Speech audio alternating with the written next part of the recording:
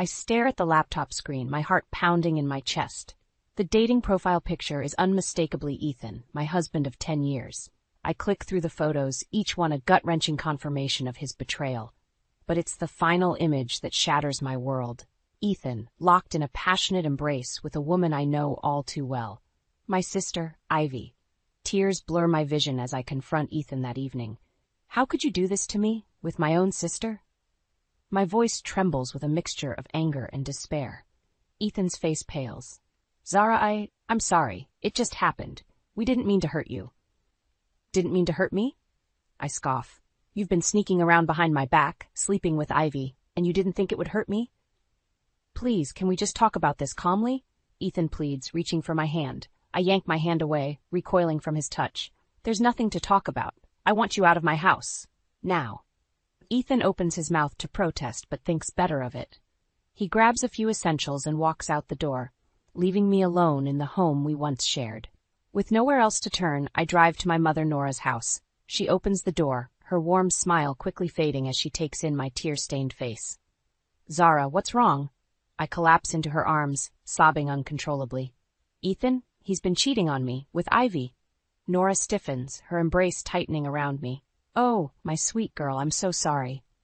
She leads me inside and we sit on the couch. I pour out the whole story, the words tumbling out between gasps and sniffles. Nora listens patiently, her brow furrowed with concern. I just don't understand why Ivy would do this, I say, my voice raw with emotion. She's my sister. How could she betray me like this? Nora sighs deeply. Zara, there's something you need to know about Ivy. She takes my hand, her eyes filled with a mixture of sadness and resignation. Ivy has been manipulating me, trying to gain access to the family's wealth. I didn't want to believe it at first, but now, with what she's done to you, I stare at my mother, shocked by this revelation. What do you mean, manipulating you? She's been dropping hints, trying to convince me to change my will in her favor. I think she sees me as an easy target, a grieving widow who can be swayed by a little attention and affection. Anger surges through me, white-hot and all-consuming. That conniving little... I clench my fists, my nails digging into my palms. We can't let her get away with this, Mom. We have to do something. Nora nods, a steely glint in her eyes. We'll gather evidence of the affair and Ivy's scheming. It'll help you secure a better divorce settlement and ensure that Ivy doesn't get a penny of the family inheritance. I take a deep breath, my resolve hardening. You're right, it's time to fight back. As I sit there on my mother's couch, the weight of my shattered marriage and my sister's betrayal pressing down on me, I know that the road ahead will be long and painful. But with my mother by my side, I'm ready to face whatever comes my way. The next morning, I wake up in my old childhood bedroom, feeling disoriented and exhausted. The events of the previous night come rushing back, and I feel a fresh wave of anger and betrayal wash over me. I make my way downstairs to find my mother already in the kitchen, brewing a pot of coffee. Morning, Mom, I say, my voice still thick with sleep.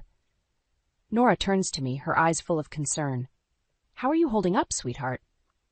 I shrug, slumping into a chair at the kitchen table. I don't know. I still can't believe this is happening. Nora pours 2 cups of coffee and joins me at the table. I know it's hard, but we need to start gathering evidence. The more proof we have of Ethan and Ivy's affair and her scheming, the better our chances of protecting you and the family. I nod, taking a sip of the hot coffee. Where do we start? I think it's best if we hire a private investigator, someone who can discreetly gather the information we need. Can we afford that? I ask, suddenly worried about the financial implications of my impending divorce. Nora reaches across the table and squeezes my hand. Don't worry about the money. I have some savings set aside, and this is more important. We need to make sure you're protected. I feel a surge of gratitude for my mother's unwavering support. Thanks, Mom. I don't know what I'd do without you. You're my daughter, Zara. I'll always be here for you. Nora smiles. But there's a hint of sadness in her eyes. In the meantime, I think it's best if we keep up appearances with Ivy. Let her think her manipulation is working. It'll give us time to gather the evidence we need. I nod, a knot forming in my stomach at the thought of pretending everything is normal around Ivy. I don't know if I can do that, Mom. Just the thought of seeing her makes me sick. I know it's not easy, but it's necessary. We can't let her suspect anything until we have proof. I take a deep breath, steeling myself for the difficult road ahead. Okay, I'll do my best. Later that day, I meet with the private investigator my mother hired. His name is Jack, and he has a no-nonsense demeanor that immediately puts me at ease. Mrs. Callahan, I understand you suspect your husband of infidelity? Jack asks, his pen poised over a notepad. I nod, swallowing the lump in my throat. Yes, with my sister, I found a dating profile with pictures of them together. I see. Jack makes a note on his pad, and you want proof of the affair? Yes, anything that can help me in the divorce proceedings. Hotel receipts, photos, whatever you can find. Jack nods, his expression serious. I'll get started right away. I'll be discreet, but I'll need you to provide any information that might be relevant. Schedules, routines, anything that might help me catch them in the act. I agree, feeling a mix of relief and trepidation. As I leave Jack's office, I can't shake the feeling that I'm about to embark on a journey that will change my life forever. That evening, Ivy comes over for dinner, acting as if nothing has changed. She smiles and laughs, complimenting Nora on her cooking and discussing her latest shopping spree. I sit silently, picking at my food, my stomach churning with disgust. Zara, are you okay? Ivy asks, her voice dripping with false concern. You seem quiet tonight. I force a smile, remembering my mother's advice. I'm fine, just a little tired. Work has been hectic lately. Ivy nods, her eyes narrowing slightly. Well, make sure you're taking care of yourself. We wouldn't want you to burn out. I clench my jaw, biting back the angry retort that threatens to spill out. If only she knew the real reason for my exhaustion, the sleepless nights spent crying over her betrayal. As the evening wears on, I watch Ivy closely, noting the subtle ways she tries to manipulate Nora. A compliment here, a gentle touch there, all designed to ingratiate herself and gain favor. It makes my skin crawl, but I force myself to remain calm, knowing that our plan is in motion. After Ivy leaves, I turn to Nora, my eyes burning with unshed tears. I don't know how much longer I can keep this up, Mom. Seeing her act like everything is normal, it's killing me.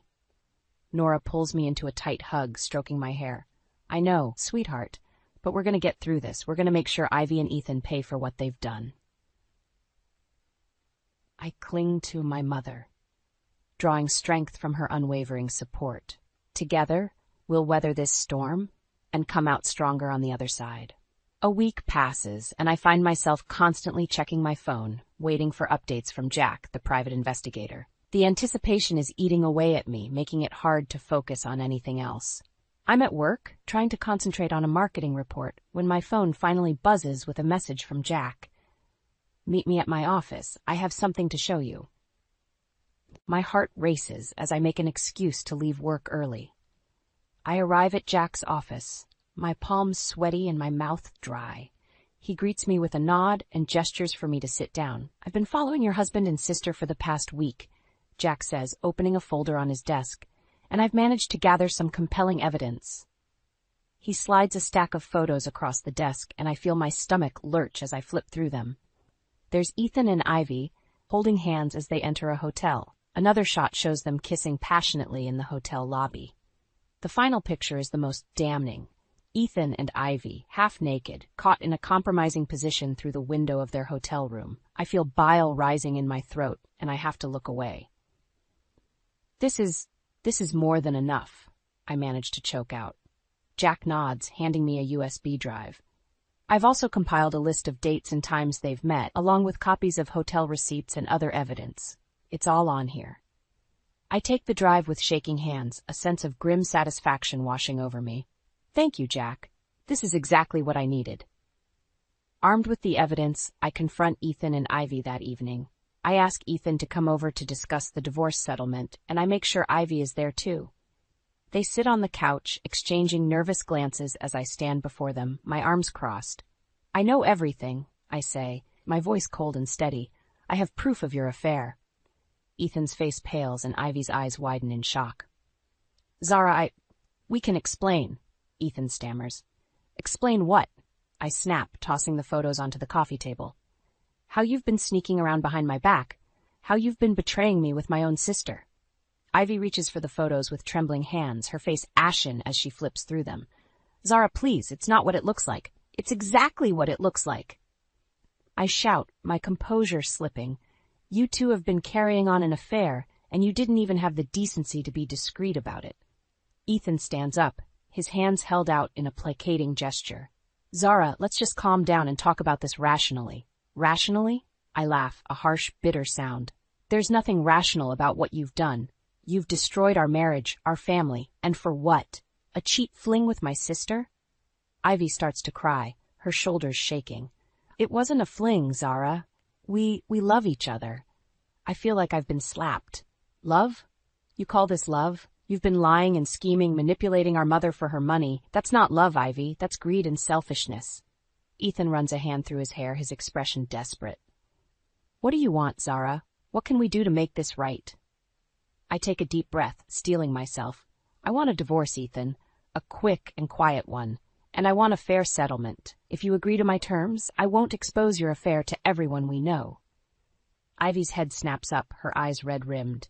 You're blackmailing us? Call it what you want, I say, my voice like ice. But I hold all the cards here. Either you agree to my demands, or I'll make sure everyone knows the truth about your sordid little affair. Ethan and Ivy exchange a long, desperate look. Finally, Ethan nods, his shoulders slumping in defeat. Fine, we'll do it your way.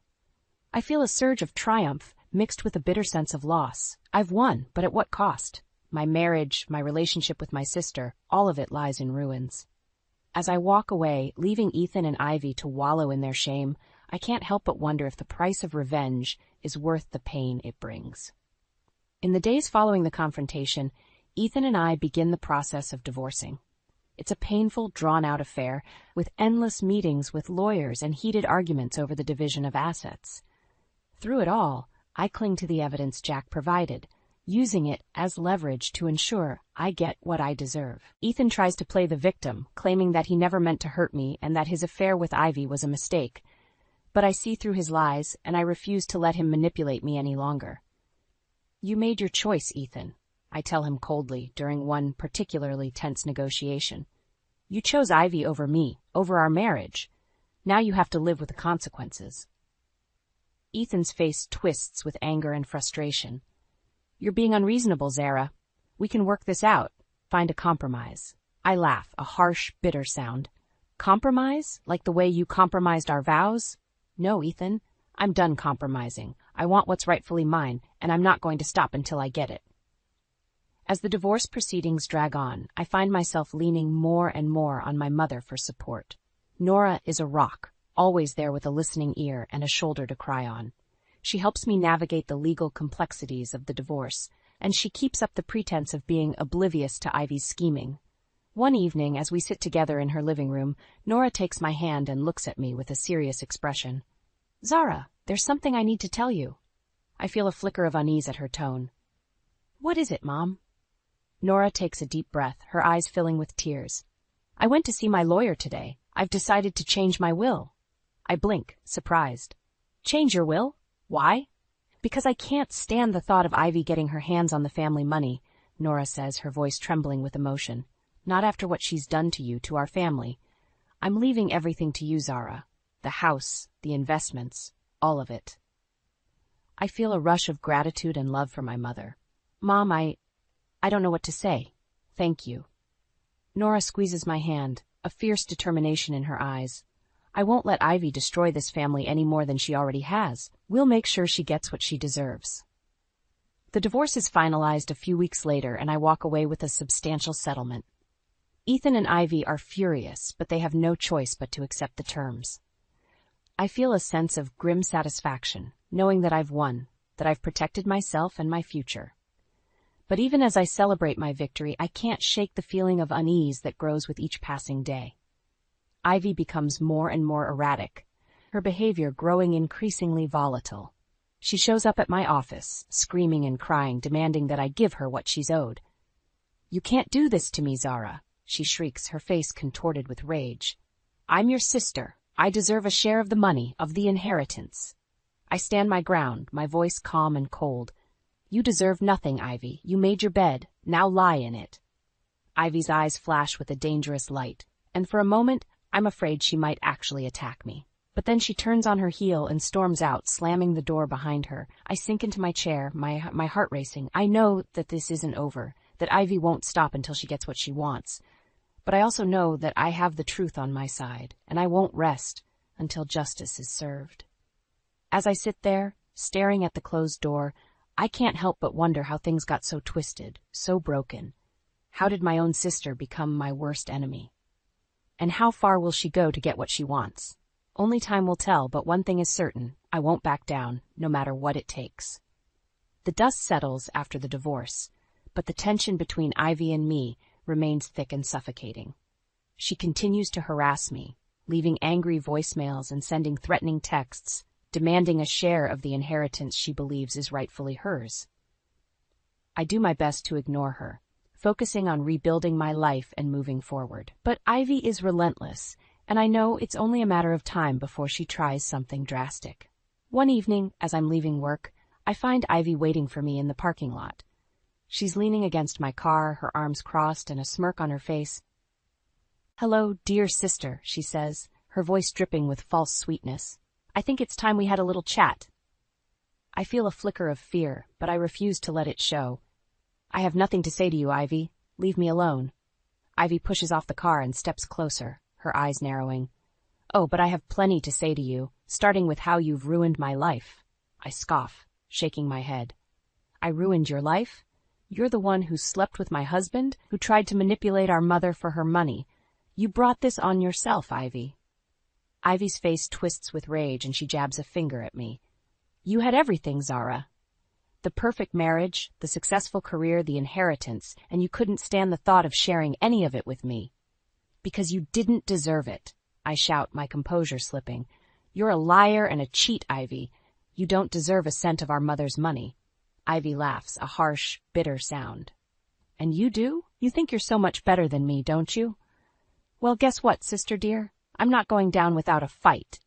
She reaches into her purse and pulls out a stack of papers, thrusting them at me. "I've hired a lawyer, Zara. I'm contesting the will.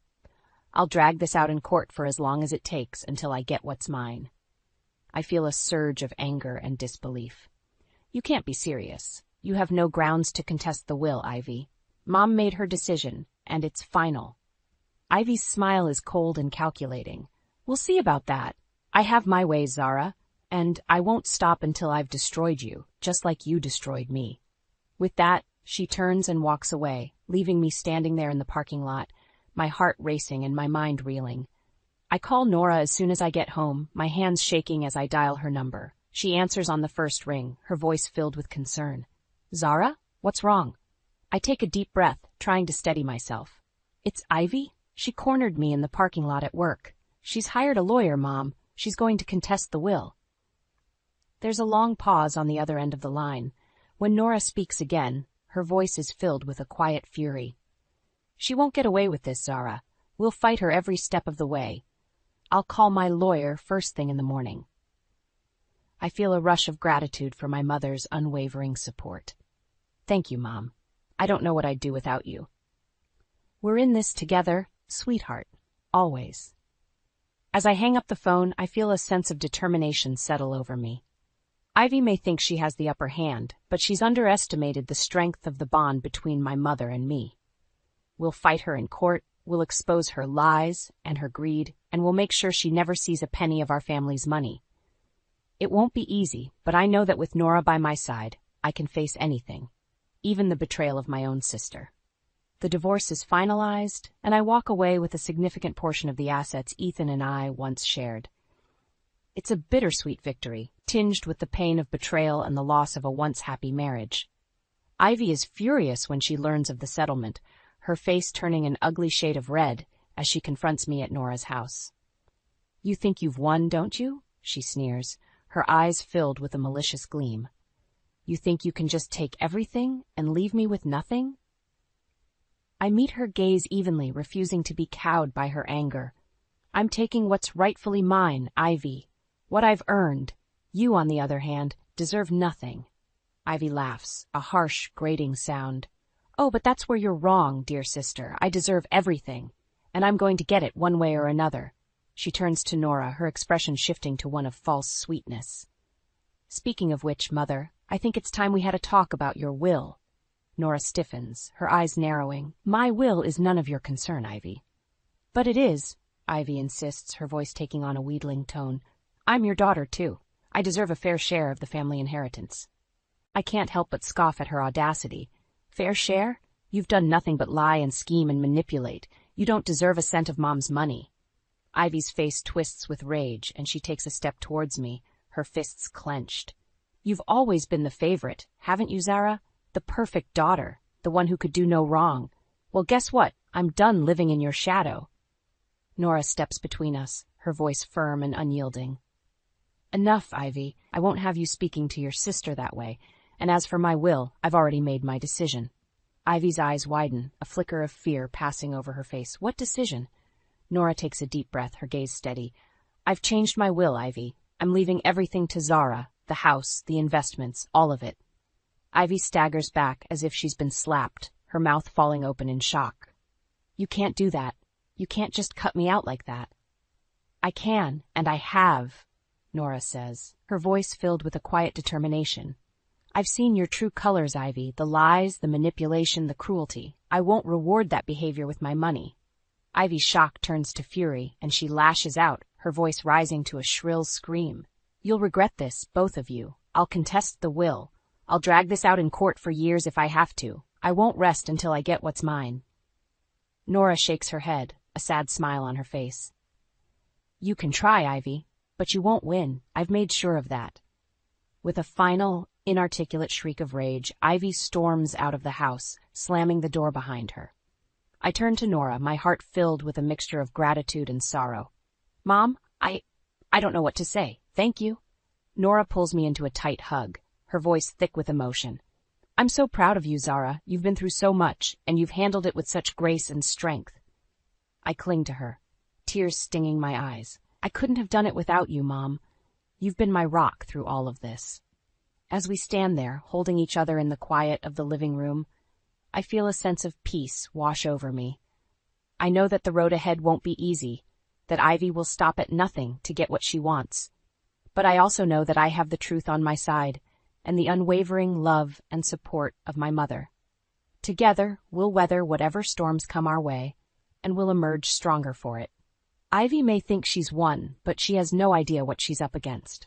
The bond between a mother and daughter is a force to be reckoned with, and we won't back down, no matter what.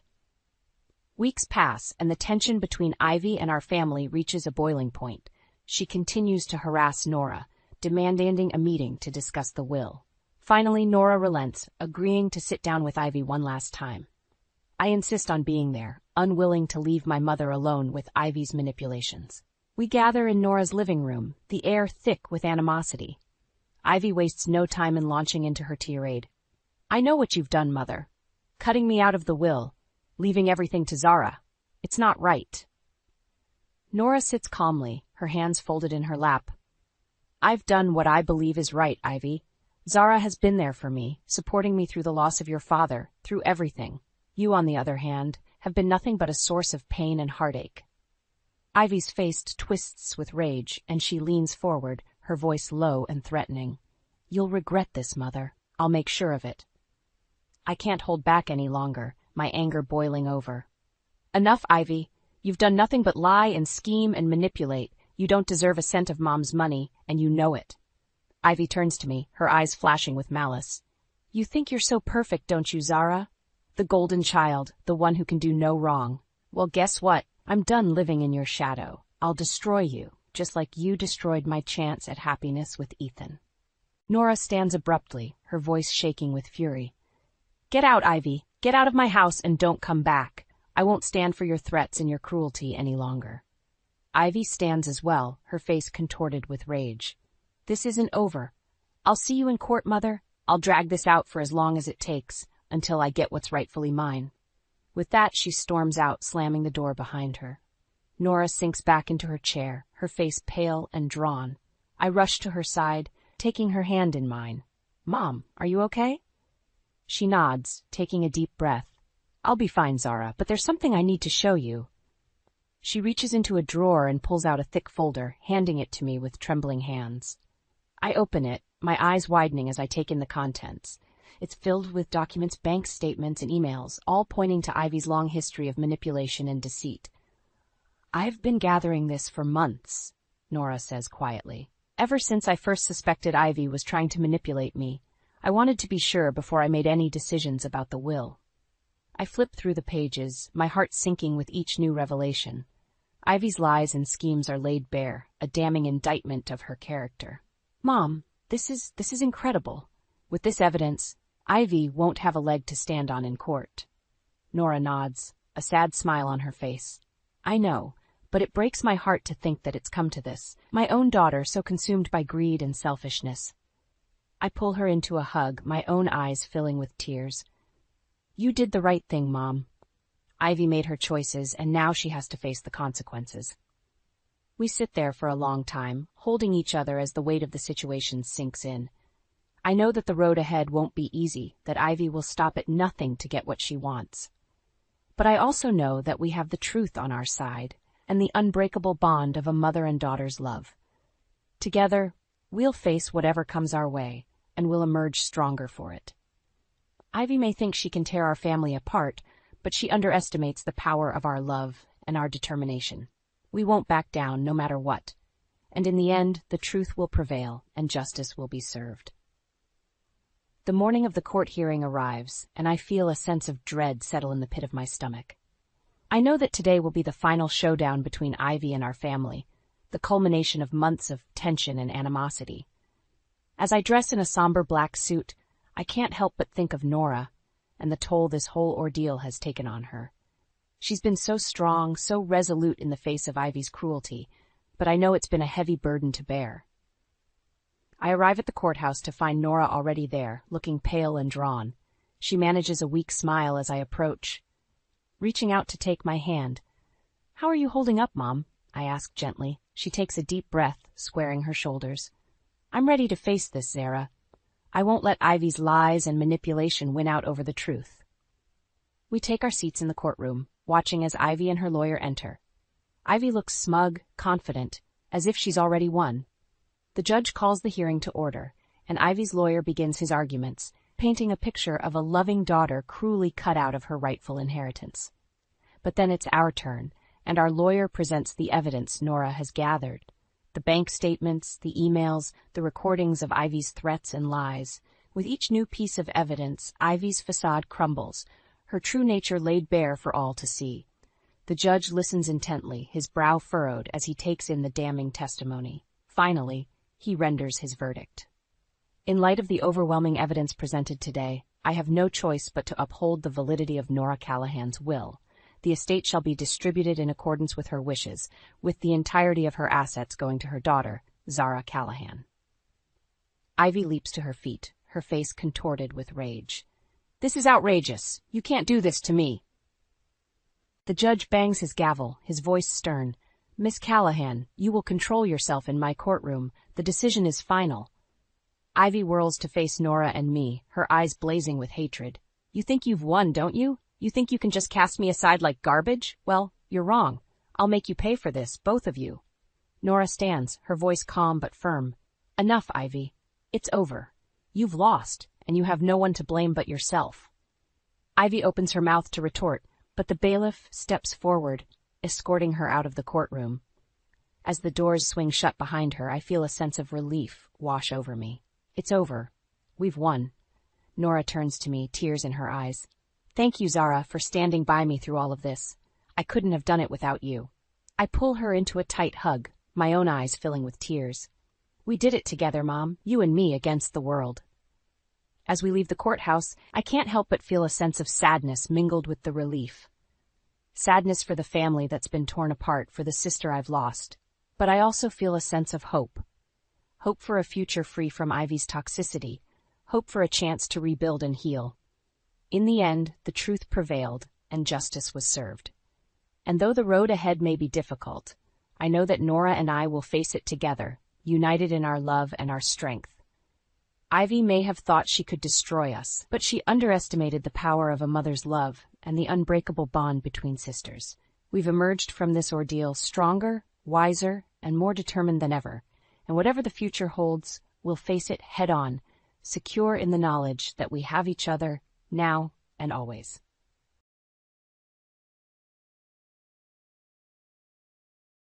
I'm getting married. Who is employed by a large contractor? This is not the place for subcontractors. Please hurry and get out. When Emily, the bride and the wedding's main attraction, made this unexpected revelation, I was struck into silence. Being told to leave during a wedding ceremony is not something you would anticipate. However, I heard a low voice next to me immediately after that. So, Emily, that's your conclusion. After that, we'll all be departing. Sam, my dad, who was standing beside me, gave Emily a serious look and gestured to the guests. Emily consequently lost everything in a flash. Tom Miller is my name. This year, I turned 35. For the past 3 years, I have been managing the construction business that I inherited from my father, Sam.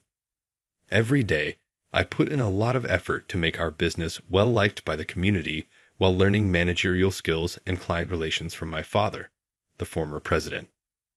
As a youthful, second-generation president, I've been working hard. I've encountered many obstacles, but I've surmounted them all with the help of my dependable father and staff, and I've lately discovered my own method of operation. At this rate, I want to keep expanding both the business and myself. I was thinking that when this scenario occurred, I once clutched the wedding invitation I had gotten and twisted my head in uncertainty. Emily Williams, the CEO of a significant client company, was the sender. After graduating from a renowned university, this female head of department in her 30s is advancing in her career. She does, however, judge others by their level of knowledge and takes great pride in her academic background. She is a problematic individual who despises me. She began working as a subcontractor at my dad's business immediately after high school graduation. I didn't anticipate receiving an invitation to her wedding because of this. It seemed sense that Dad, the previous president, was invited because she always denigrated me. But why me as well? Well, you've been elected president. Perhaps Emily recognized you at last, my father remarked. He convinced me, and I had a change of heart. Emily made the extra effort to invite me, but I had no idea what her genuine motivations were. I waited till the wedding day after responding that I would be going. Because Emily was the CEO of a large construction company, a pretty large venue was set up for her wedding. Many of the guests on the groom's side were contacts in the business and political worlds, and her partner was reportedly a young elite from a client company. There had to have been at least 300 people present. The bustling celebration was crowded with people, and it was difficult to find my name on the seating chart handed to me at the reception. After finally being guided to my seat, I settled down with my dad. The wedding, which started after a while, was grand and splendid, fitting for the head of a major company. We were observing when the bride and groom started going around to each table and approached our seats. Suddenly, there was a surprised scream, followed by a voice that looked down on people, completely inappropriate for the occasion. My dad and I turned around simultaneously. "Oh, is that you, Tom? What are you doing here today?"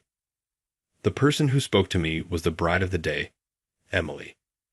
Dressed in a pure white dress and beautifully made up, she looked lovely. But once she opened her mouth, her usual sarcasm came out. It seemed she intended to harass me, the subcontractor, even at this happy occasion. "Congratulations on your wedding. Thank you for inviting me today." "Oh, did I invite you?"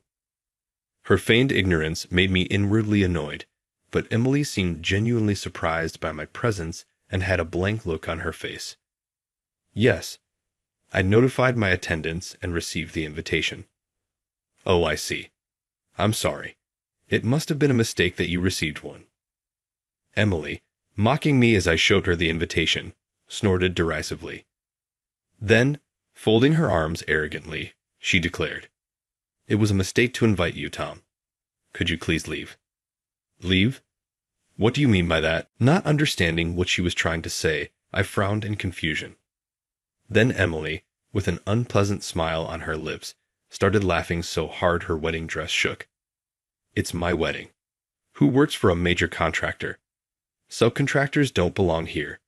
Please leave quickly. I was stunned into silence when I heard this unexpected statement. You wouldn't expect to be told to leave in the middle of a wedding ceremony. But Emily pointed at my shocked face and laughed, throwing even more cruel words at me. Today, we are honored to have many executives from the company and important clients attending. They're all elites with status and education. With that declaration, Emily looked around the venue. Many of the guests, enjoying their meals and conversations, were dressed in expensive suits and wore luxury watches. Compared to them, you're just a subcontractor, right? I only want to congratulate the important people, so you can leave now. So that's how you see things. I wanted to congratulate her, but this was unfortunate. I couldn't help but voice my frustration. No matter how much I was looked down on as a subcontractor or told that I was only given work out of pity, I endured it because they were important business partners. That's why I came today, sincerely wanting to celebrate Emily's happiness. But it seems she never understood my feelings at all in the end. This is how she truly feels. Just as I understood that, I heard a low voice beside me. So that's your conclusion, Emily. Dad? My dad, Sam, who was sitting next to me quietly, seethed with anger. Emily, who had been riding high, now showed a hint of panic at my dad's intensity. Is that a problem? Just like with work, I choose who to invite to my wedding. It's only natural for insignificant subcontractors like you to decline the invitation on your own. I see. We've been humiliated enough. We'll all be leaving now. With that, my dad stood up abruptly and called out to the surroundings. Everyone were leaving immediately. Guests around our table started to stand up one after another. Emily, watching people leave as if a wave was receding, gaped in disbelief. Her mouth opened and closed wordlessly, but regaining her composure, she called out to the guests. Wait a moment. What are you all doing? Can't you see? Everyone is leaving, I answered instead of the guests. Emily pouted in anger. Don't mess with me. This is my wedding. Maybe people don't think it's worth attending. As if to confirm my words, people continued to leave. Half the seats were already empty. Seeing this, Emily started to scream, running her hands through her hair. This is impossible. I'm a company executive. For clients, and even our own people, to leave without reason is outrageous. She shouted, trying to stop a passing guest. But that person, annoyed, shook off her arm and headed straight for the exit. Looking around the hall as people dwindled away like the receding tide, Emily finally began to cry and got angry. Why are you being so mean to me? What did I do? Everyone heard what you said earlier, Emily. My dad answered while already prepared to leave, greeting other guests with a smile. He pointed out the truth to her. Everyone heard your words about subcontractors needing to leave. They're just following your instructions. Is there a problem? I was talking to you. Why did everyone else hear it? Emily, now crying out of anger, had her makeup completely ruined, making her face look disastrous. But stepping forward, I calmly pointed to her side. There stood her groom, Mike, holding a microphone. The mic for the greetings was still on. Thanks to that, everyone in the venue heard everything she said. What? No way. Emily turned pale and checked the microphone's power. She looked extremely flustered. The fact that she was this panicked indicated that she understood how inappropriate her words were to us. The next target of her anger was the groom. Mike, why did you leave the mic on? Because of you, our guests are leaving. What's wrong with keeping the mic on to thank our guests for coming? What's worse is the way you spoke to Tom and his dad. Mike, who seemed like a kind person, was clearly shocked by Emily's outburst.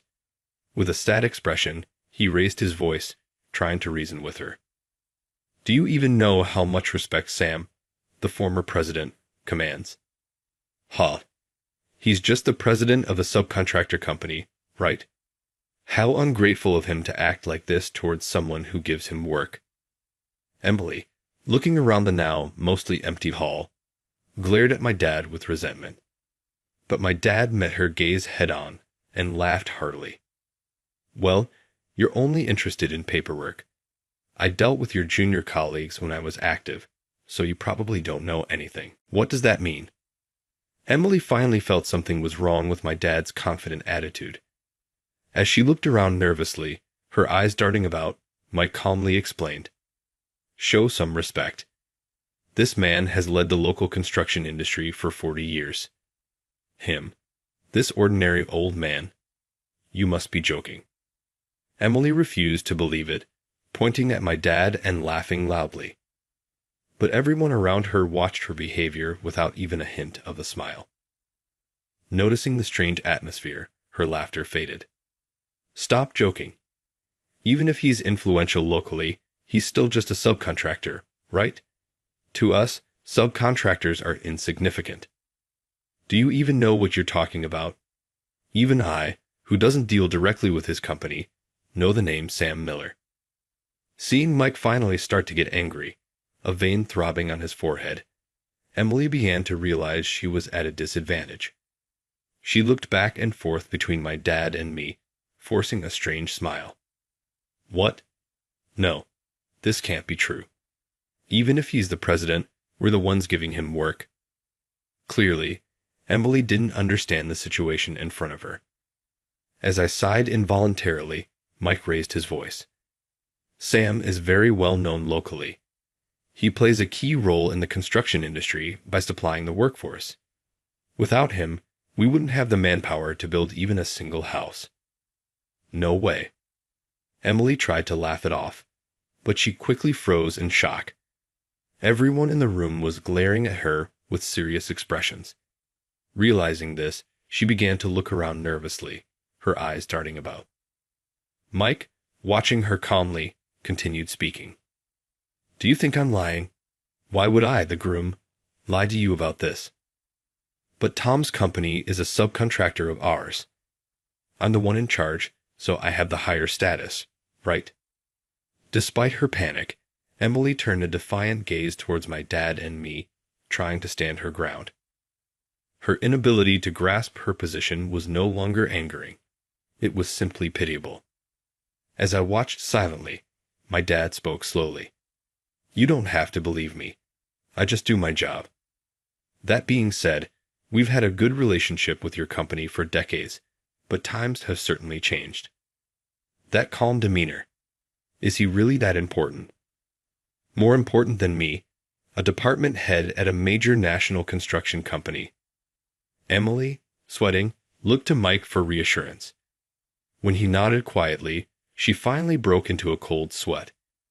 Not caring that her wedding dress was wrinkling, she grabbed her skirt with both hands and continued making excuses in an irritated manner. "I just didn't know. If I knew he was that important, I would have spoken differently. My status is irrelevant. This is your wedding, not a place to discuss business hierarchies." My dad, clearly fed up, addressed Emily. I felt the same. Even after all this, she didn't understand what she had done wrong. If she had just apologized, we could have found a way to resolve this. But it seemed impossible now. Having completely lost face, Emily was surely distressed. At least, that's what I expected. But to my surprise, she wore a confident smile. Whatever she interpreted from my dad's words, she suddenly seemed invigorated. She wiped the sweat from her forehead with her white bridal gloves and began to defiantly justify herself. "That's right. If it were a work-related comment, it would be one thing. But this is my wedding. It's completely private. No matter how important you are, it's rude to disrupt my wedding. Did you forget how persistently you emphasized the hierarchy between companies earlier? It was you who brought work relations into this private event first." Unable to hold back any longer, I retorted. I thought I might have spoken out of turn, but it turned out to be unnecessary worry. Everyone around us was thoroughly fed up with Emily's self-centered remarks. Even Emily seemed to realize that I had a point and hesitated for a moment. But instead of reflecting, she desperately tried to continue her excuses. That's not what I meant. I just got carried away because my wedding was being ruined.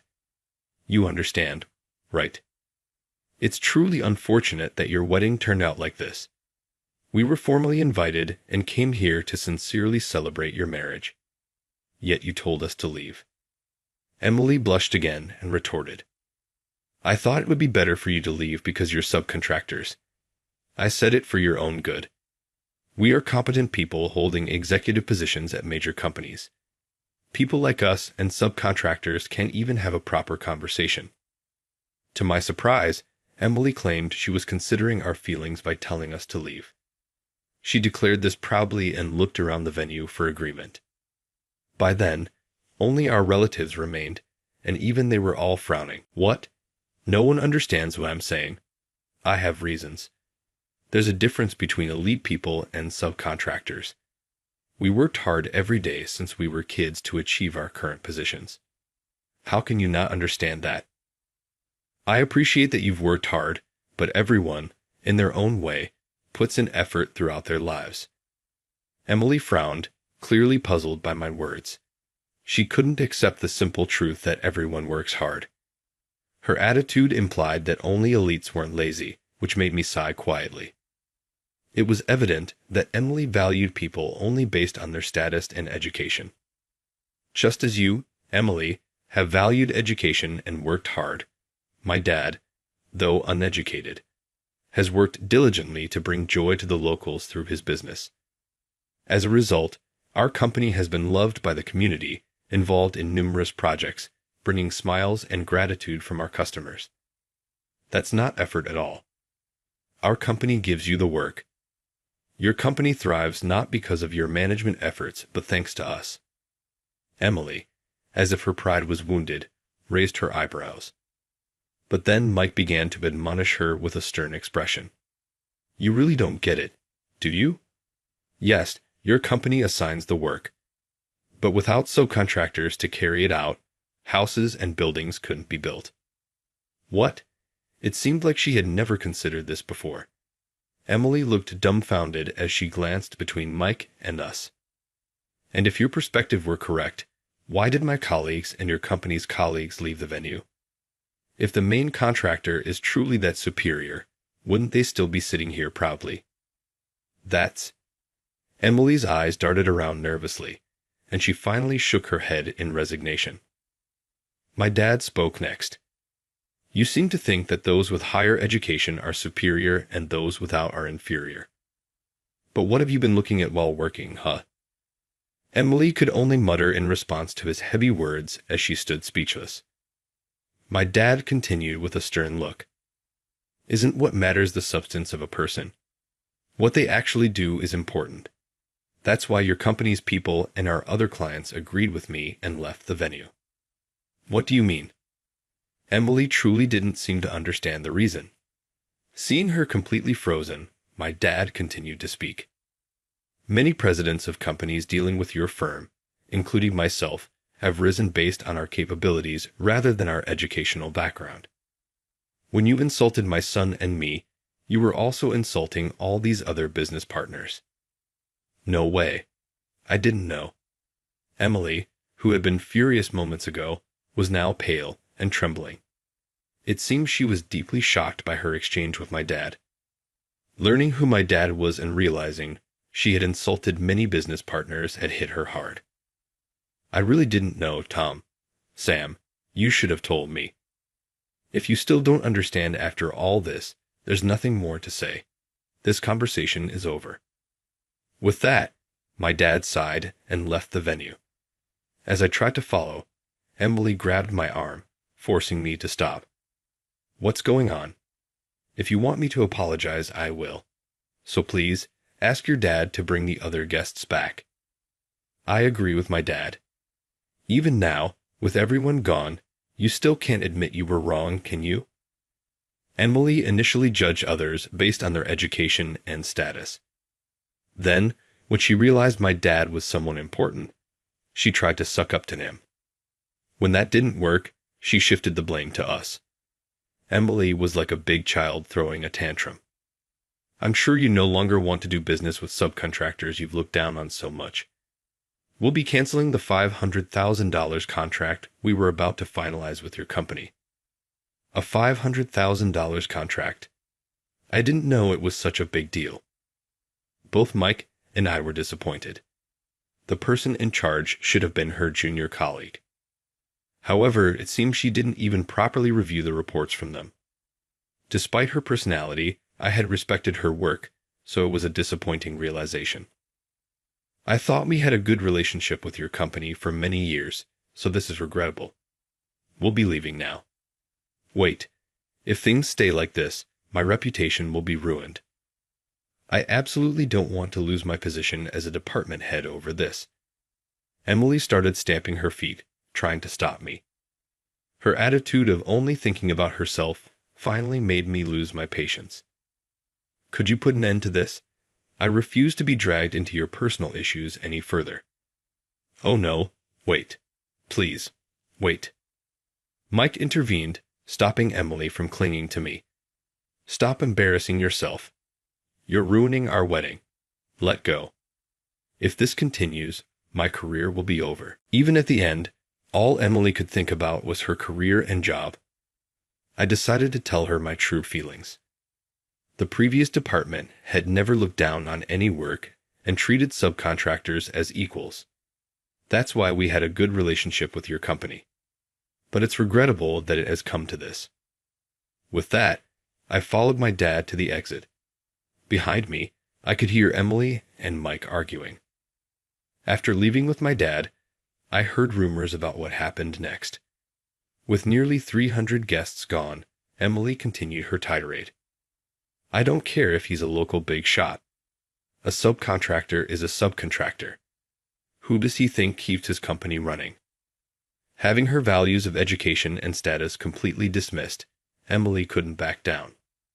But as a result, she not only lost the guests, but, ironically, she also lost the trust of Mike, who was supposed to spend his life with her. Even after all the explanations, you still don't get it. If I marry you, it will affect my work. A subcontractor is a subcontractor. We can find another contractor. If anyone should be worried about cutting ties, it's them. Even when Mike pointed it out, Emily's anger remained directed at us. Her stubbornness finally made Mike give up. I never imagined you could be so disrespectful to business partners. I can't do this anymore. Our wedding is off. What are you saying? Why are you calling off our wedding? Even Emily was shocked and tearfully pleaded, but Mike was resolute. No matter what you say, I'm calling off the wedding. His insistence only made Emily explode in anger. You're the one who invited those miserable subcontractors. Take responsibility for ruining our wedding. You asked me to invite all the companies we do business with. You dumped all the wedding planning on me, and now you have the nerve to complain. Emily had excused herself, claiming she was too busy with work, and left all the wedding arrangements to Mike. As a result, even subcontractors like us, whom Emily wouldn't have invited herself, received invitations, leading to the chaos. You kept saying you were busy to avoid preparations, but I had work too. You should be thanking me, not complaining. I hate that petty side of you. Blaming the wedding's failure on me. Are you trying to sabotage me? Their argument escalated, and they divorced on the spot. Afterward, they were both escorted out of the wedding venue by their respective families, leaving in a fit of rage. But the real trouble came afterward. Mike sued Emily for the wedding costs and damages. Emily consulted a lawyer to countersue for damages, but her plan quickly fell apart. Why am I being blamed? How can it be my fault that arguing with Tom led to the wedding being called off? The lawyer told her she had no chance of winning, but Emily kept complaining incessantly. As a last resort, she was advised to apologize directly to Mike and negotiate to lower the compensation. But even then, Emily stuck to her own views. I'm sorry. It was my fault. So please reconsider the compensation. Can you tell me exactly what you did wrong and what you're apologizing for? Just hearing this made Emily reach her breaking point and shout, "Here I am, apologizing sincerely. I came to apologize, so you should just forgive me." Oh, you still can't see your own faults and are just pushing your opinions on others. That's what's wrong. Thus, Emily shattered any remaining trust Mike had in her and had to accept the compensation demands. "I was right to call off our wedding," Mike left with those parting words. Emily didn't try to stop him because her pride prevented her from facing her own faults. It's kind of sad that even after all that, Emily couldn't reflect on her actions. Now burdened with substantial compensation, she decided to regain the lost money through her work, boosting her determination. Her positive attitude was commendable, but her approach was problematic. Since she had invited many people from inside and outside the company to the wedding, everyone knew about her disparaging remarks and how she was universally disliked by subcontractors. Instead of building trust with business partners, Emily's condescending attitude caused one client after another to sever ties. Finally realizing the impact of her actions, Emily turned pale and frantically started contacting everyone. "Criticize me all you want, but please don't cut ties with our company. We've heard enough about your behavior and treatment of partners. The contract is terminated." Hearing this from several companies, Emily finally broke down in tears. "If our company loses business, it will affect your employees too. It will cause unnecessary trouble for them. Don't worry. We'll deal with Tom directly, so our employees won't be affected." After being retorted so easily, Emily finally collapsed to the floor. After that, contracts really started flooding into my company. Surprised by the nonstop phone calls, I asked the clients about the situation and learned about the interactions with Emily. Because of this, my company is busier than ever, and it's almost overwhelming. But with my dad's advice, we're managing to get the work done. Sometimes, we even reach out to rival companies to work together during busy times like this. Even though they are competitors, they are still part of the same construction industry. Rather than trying to monopolize the work and causing delays at construction sites, it's better to join forces and keep the industry moving smoothly. In the end, it benefits all of us. Emily would never make such a decision. Maybe it was because I muttered something like that a few days later that an unexpected visitor came to my company. It was Emily, completely skinny and ragged. "Please help me. If this continues, I'll be held responsible and lose my job. Please convince the clients to resume business with me." Even in her desperation, Emily couldn't stop thinking about herself. No matter how much she suffered, she couldn't truly reflect on her actions. I shook my head slowly. "Our company doesn't have that kind of influence. I'm sorry, but I can't help you." Rejected outright, Emily stood there for a while. When she realized I wouldn't change my mind, she left unsteadily. After that, Emily's company lost one major client after another, and at one point, the company's management was in serious trouble. According to industry rumors, Emily herself was transferred to another department for losing many clients due to her actions. For a while, she continued doing paperwork in a windowless room. Even though she had always been highly ambitious, wanting to work in a place where she could better utilize her abilities, she eventually resigned on her own. Afterward, she continued to apply for jobs, but her reputation had already spread throughout the industry, and no one would hire her. After trying with many companies, she eventually found a job at a small company in a different field. However, in her new position, Emily is now being looked down upon by large client companies. She's experiencing the same kind of treatment she used to give us. I heard that she now lives with daily regret, facing harsh treatment as a subcontractor. I hope that in her new workplace, she can work with consideration for others. As for me, after Emily left, we resumed our dealings with the major company. The new representative is a reasonable person, making for a very pleasant business relationship. Emily's former company, after the incident, managed to revive its sales with the combined efforts of the remaining employees. However, it took 10 years to recover from the damages Emily had caused.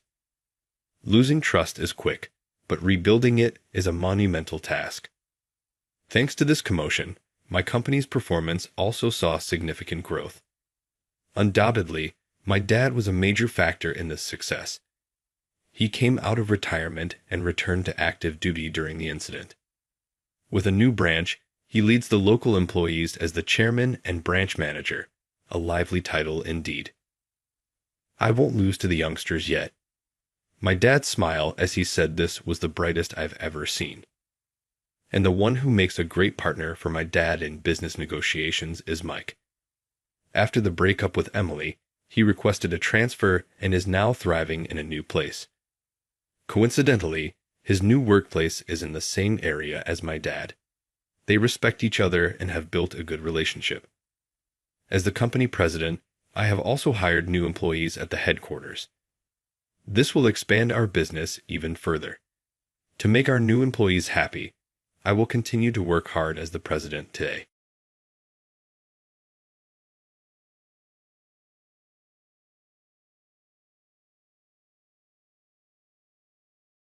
You must be joking with me. Dropped out of middle school. How embarrassing. I reared my younger brother like a parent, and he was getting married to a rich CEO's daughter. My future in-laws inquired about my schooling during the official introduction. They flinched in surprise when I gave them an honest response. The father-in-law gave me a fierce look. Let me clarify something. Attending a renowned university is the standard in our family. Among us are business executives and physicians. That's our heritage. And now the brother-in-law of my daughter dropped out of middle school. This is a catastrophe. I bore the shame for my brother's sake. The words "uneducated paupers" were scrawled in marker on my place card on the day of his wedding, however. A gorgeous blonde came up to me just as I was ready to go. "Mr. Ingram, should we shut down that business? It is dependent upon them." Jason Ingram is my name. My age is 36. Even though my life is secure now, it wasn't an easy journey to get here. I'll begin at the beginning. My mother, father, and younger brother, Sebastian, who was 7 years younger than me, made up my family. My parents' marriage has been a mess for as long as I can remember. Every day my father's rage reverberated throughout our house, and I can't even remember how many times I shivered in terror while attempting to fall asleep. The birth of my brother Sebastian occurred when I was just beginning elementary school. Take care of him as his big brother, okay? My mother tells me, and I can still remember it. Taking those words to heart, I did my best to take care of Sebastian. He would totter after me while I fed him and took him to the park, yelling, "Jason, Jason." I loved him even when I was a kid. However, my parents' divorce was finalized when Sebastian was 3 years old and I was in the 5th grade. After our father departed, my mother, Sebastian, and I started a new life together as a family of 3. Despite never being in good health, my mother began working many jobs day and night to provide for us. I was responsible for Sebastian's care when she wasn't home. She was nice and gave us all of her love in spite of everything. Even as a teenager, I helped out around the house and never complained because I wanted to support her, so the 3 of us got by for a while. I had already made the decision not to attend high school by the time I was in my last year of middle school. Instead, I would go to work. However, my mother was adamantly opposed when I told her. She sobbed and pleaded with me to attend high school, but all I wanted to do was help her. Embarrassed, I nodded. I continued to study diligently after that. I eventually received a full scholarship to K High, the best high school in the area. Jason, that is incredible. The sharpest students go to K High, right? My hero is you. My mother and Sebastian were ecstatic the day I was admitted. Mom, thank you for letting me go to high school. I promise I'll work hard, get a good job, and make life easier for you. She told me not to worry about her, but I had already made up my mind. High school was a great experience.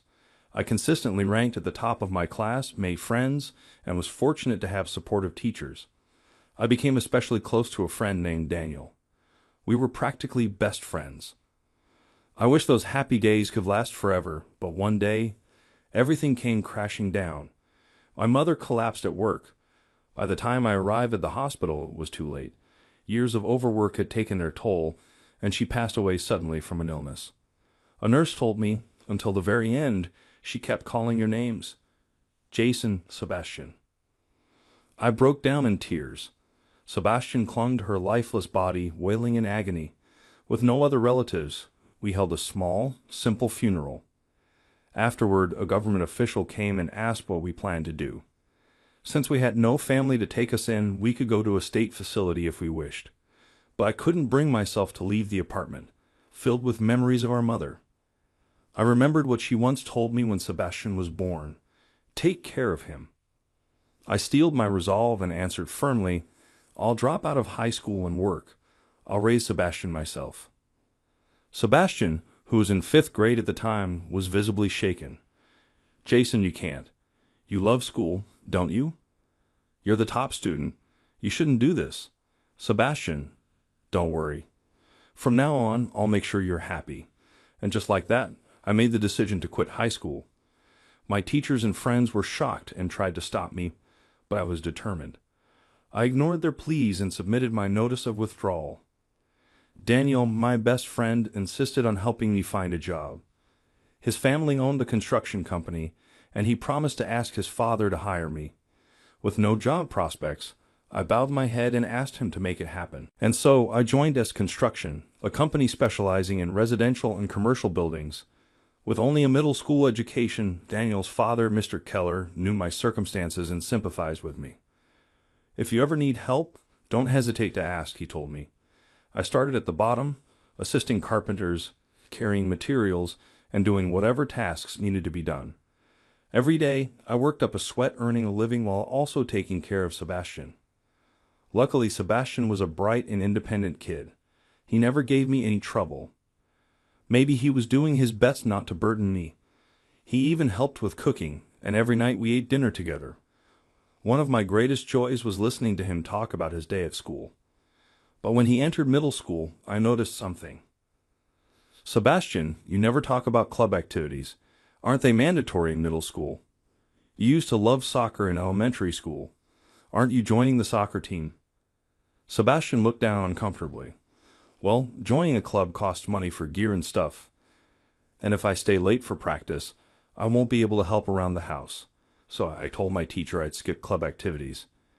I was stunned and made him sit down. Sebastian, don't hold yourself back like that.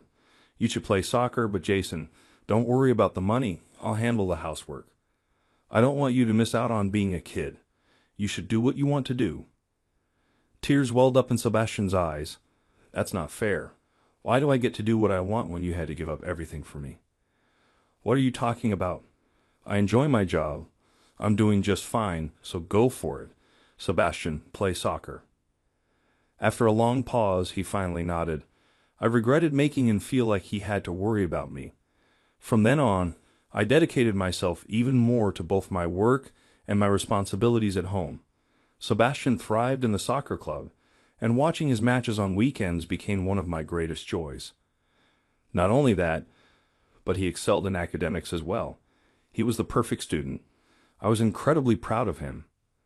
However, when he reached his final year of middle school, we had a heated argument.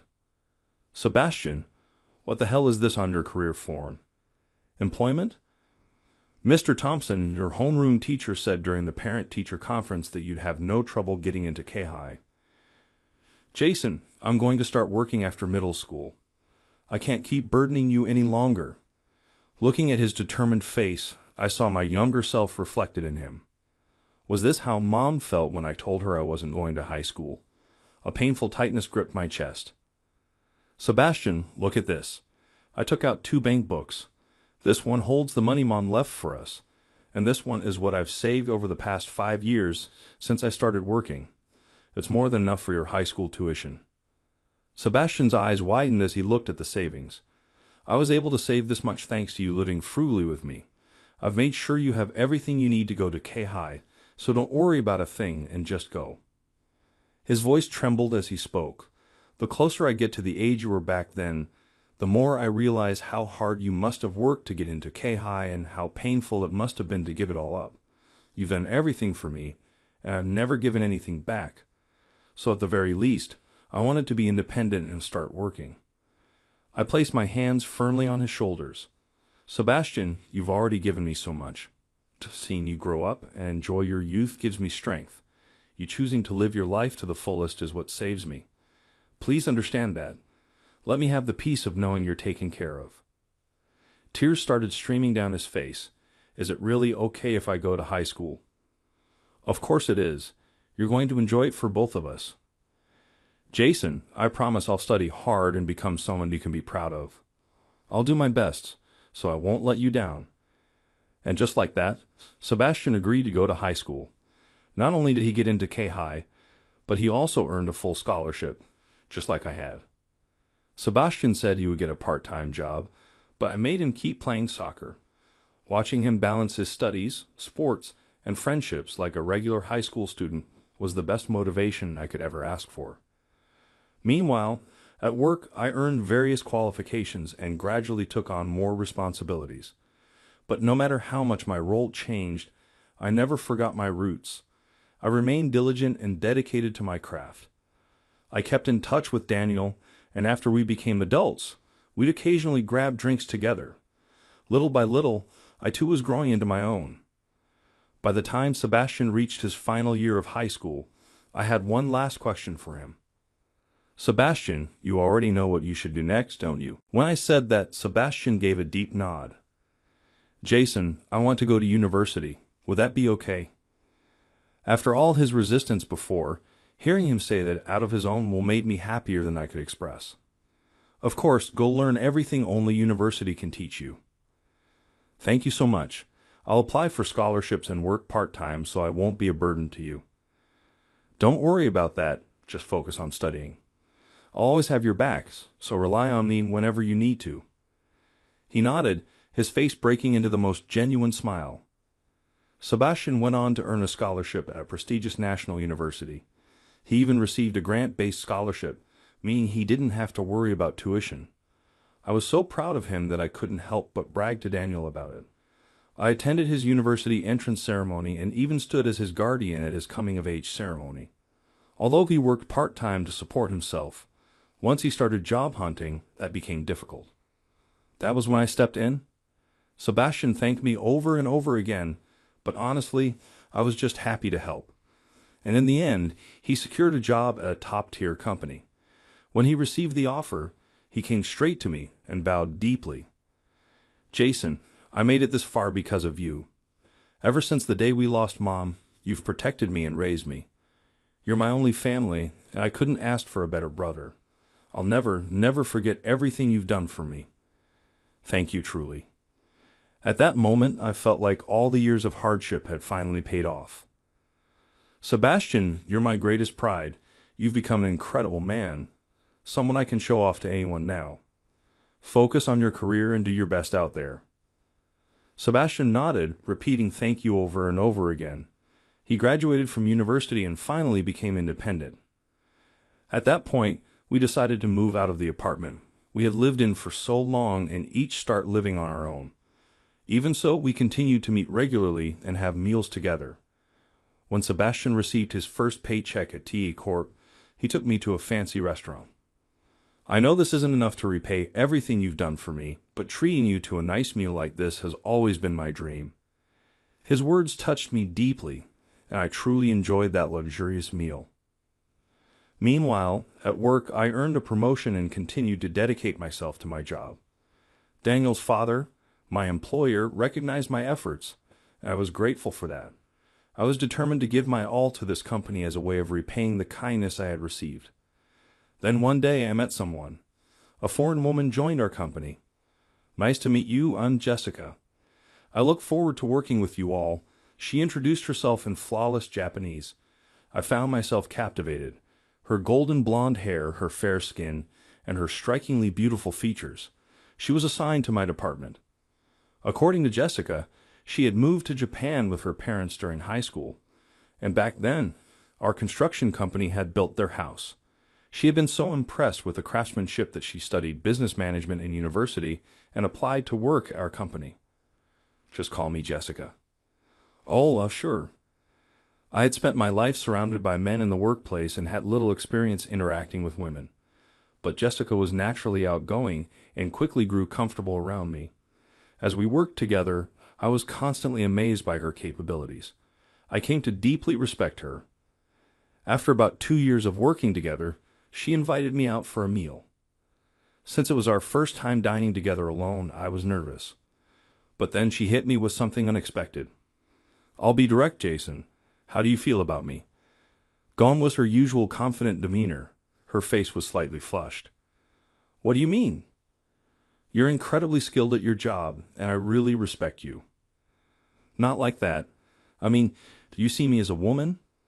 The thought of seeing Jessica as a romantic interest had never even crossed my mind. She was beautiful, highly educated, and talented at her job. Someone like her was completely out of my league. I had probably convinced myself of that from the start. When I told her this honestly, she let out a sigh. Let me be clear, I like you, Jason. True to her direct nature, she said it outright, leaving me completely shaken. From now on, I want you to see me that way. If it doesn't work out, I'll let it go. I barely managed to nod, and that night we parted ways. But after giving it some thought, I realized just how much Jessica had come to mean to me. A few days later, I finally told her, Jessica, I like you too. If you don't mind being with someone like me, would you go out with me? Seriously, at that moment, her face lit up with a radiant smile, like a sunflower blooming in the sun. She nodded happily. And so, Jessica and I began dating. I was inexperienced in relationships and had no idea how to take the lead, so I swallowed my pride and consulted Daniel and Sebastian for advice. Sebastian was thrilled that I had found someone special and even helped me plan date spots. Before I knew it, I was 35 and Sebastian was 29. One day I got a call from Sebastian. Sebastian, what's up? You inviting me out for dinner? Then Sebastian answered in a slightly embarrassed voice.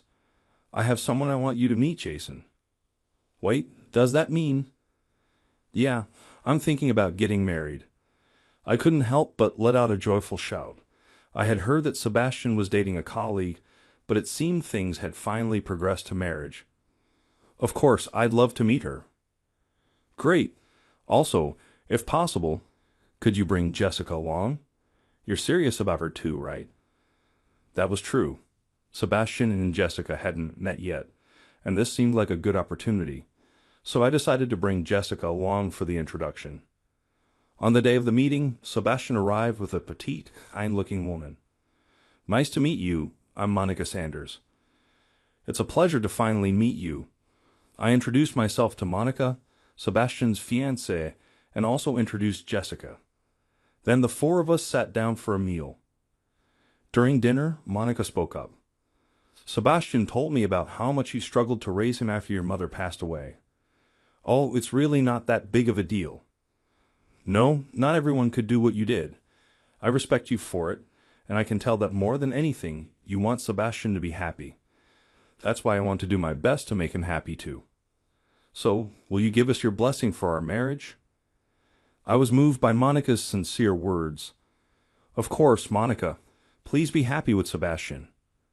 Thank you, Jason. Sebastian and Monica both bowed deeply to me. On the way home, Jessica spoke up. Sebastian is just like you. He's a wonderful person, and Monica is a great match for him. Yeah, I'm really happy for them. I hope they have a beautiful life together. I nodded with a smile at Jessica's words. A few weeks later, I was set to meet Monica's family. The meeting was held at a restaurant attached to the venue where Sebastian and Monica would have their wedding. Dressed in a suit, I headed there. Nice to meet you. I'm Scott Sanders, Monica's father, and this is my wife, Alicia. Monica's father was a stocky man with an air of authority. Her mother, on the other hand, wore lots of jewelry and had a rather flashy presence. Monica had told me beforehand that her father ran a company dealing with imported materials. In other words, Monica was the daughter of a company president. Sebastian introduced me, and I bowed lightly. I hear Sebastian graduated from a prestigious university and works at the same top-tier company as Monica, T Corporation. Not only that, but he's considered their brightest rising star. Truly an ideal match for our daughter. When Scott said that, Alicia smiled as well. Yes, absolutely. We fully support this marriage. I also expressed my support for the marriage, and the conversation remained warm and pleasant. Seeing how welcoming Monica's parents were to Sebastian reassured me. Just then, Sebastian and Monica were called away by the staff to discuss wedding preparations. They said they'd be gone for about 10 minutes, which left just me and Monica's parents at the table. So, may I ask, which university did you graduate from? Scott suddenly leaned forward and asked. I answered honestly, I didn't go to college. What? At that moment, I began to explain. When I was in high school, my mother passed away. Since then, I had been working at a construction company to raise Sebastian. As I spoke, the expressions on Monica's parents' faces gradually changed. What? So you're telling me your highest level of education is middle school?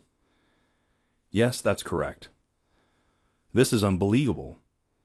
Scott placed a hand on his forehead and looked up at the ceiling. Is something wrong? Of course something is wrong.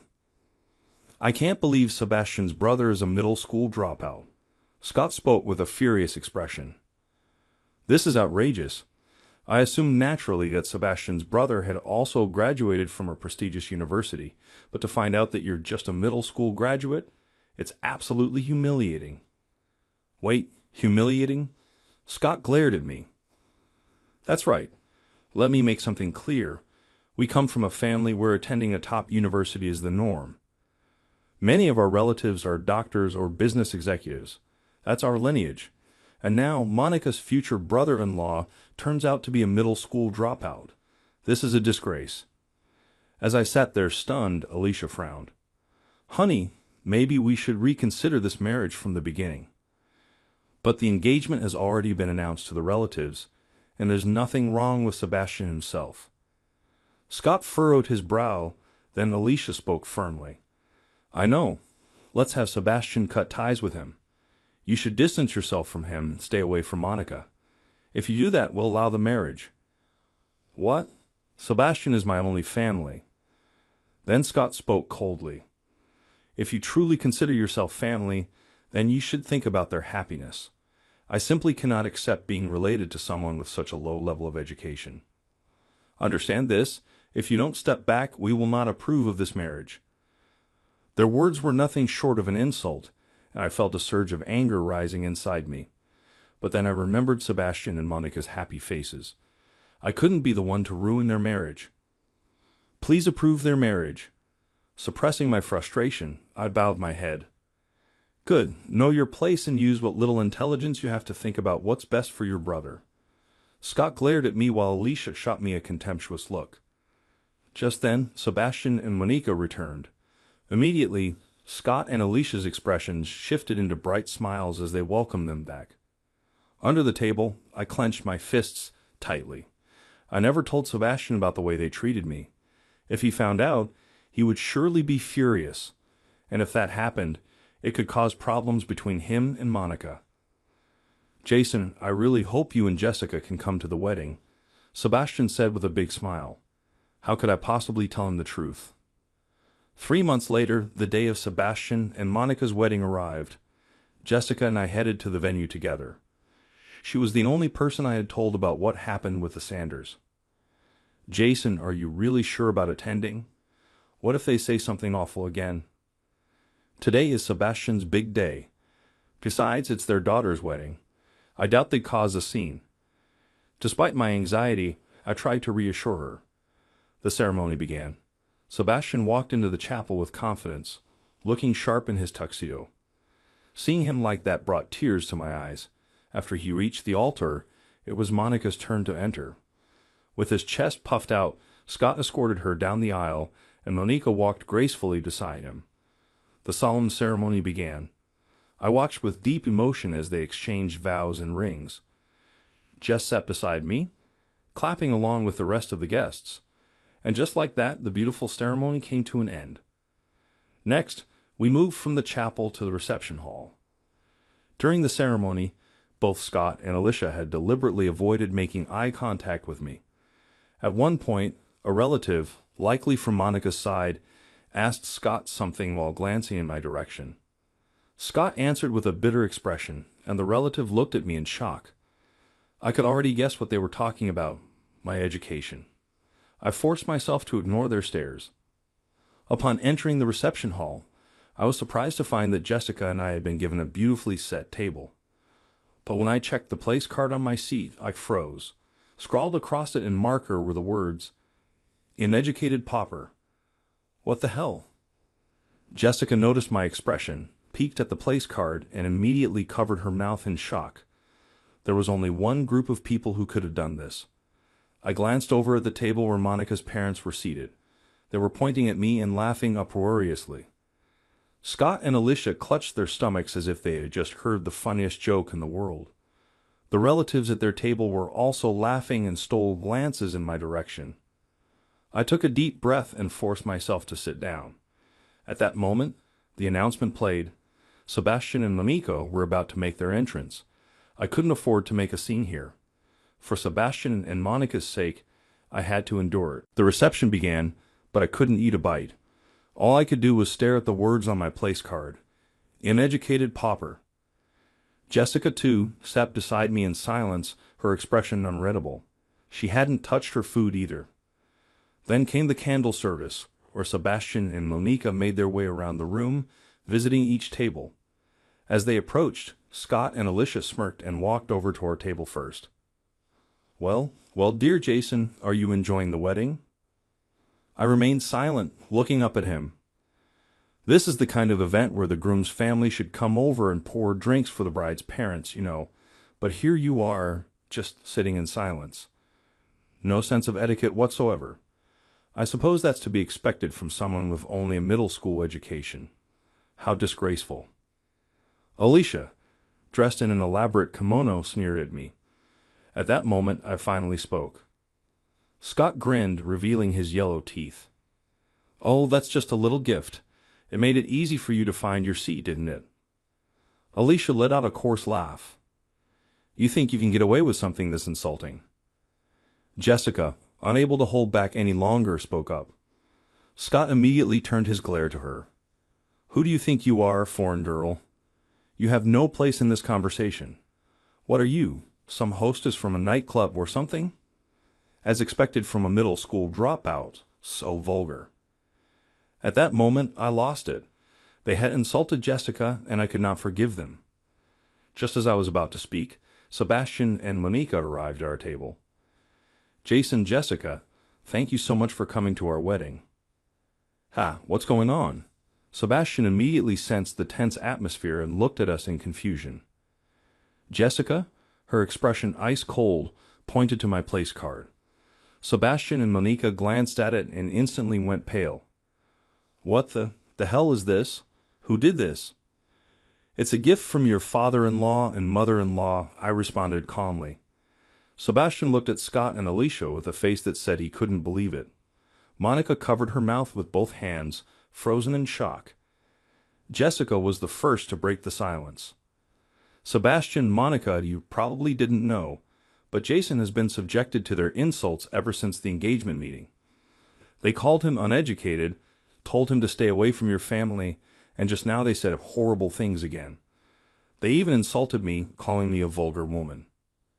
Her voice was firm and unwavering.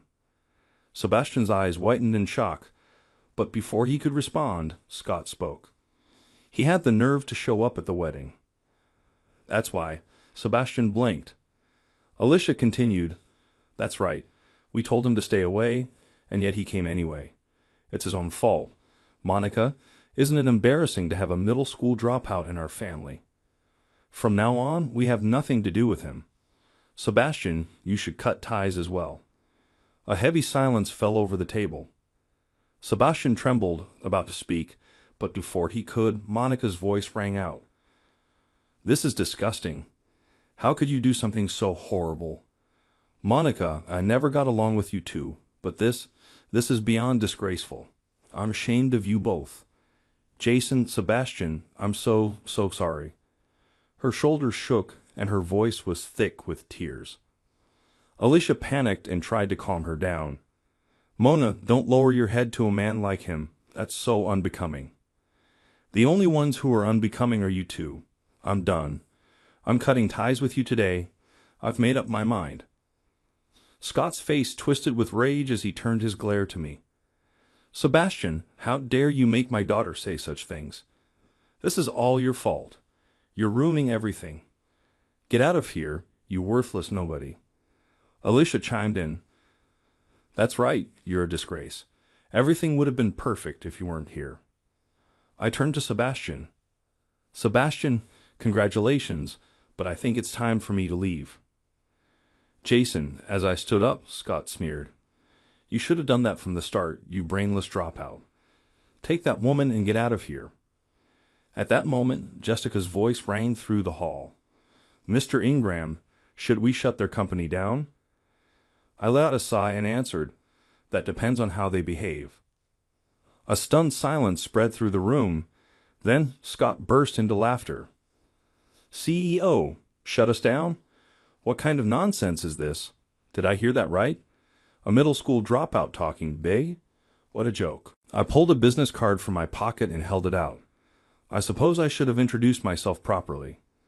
Printed on the card were the words, S Corporation Construction, CEO Jason Ingram. Scott's smug expression faltered as he read the card aloud. S Corporation Construction. Wait a minute, that's the same name as our major supplier. Not just the same name. That company is ours. And as of last month, Jason became the CEO. What? That's right.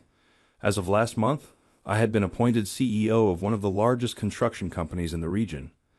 Many people here may assume it's a small business, but S Corporation was an industry leader.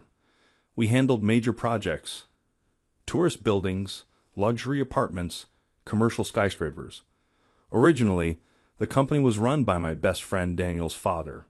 However, Daniel, the only son, had a dream of becoming a doctor, and he made it come true. Then he refused to take over the family business. With no hair, the previous president, Mr. Keller, approached me. You're the only one I trust to take over, Mr. Keller had told me.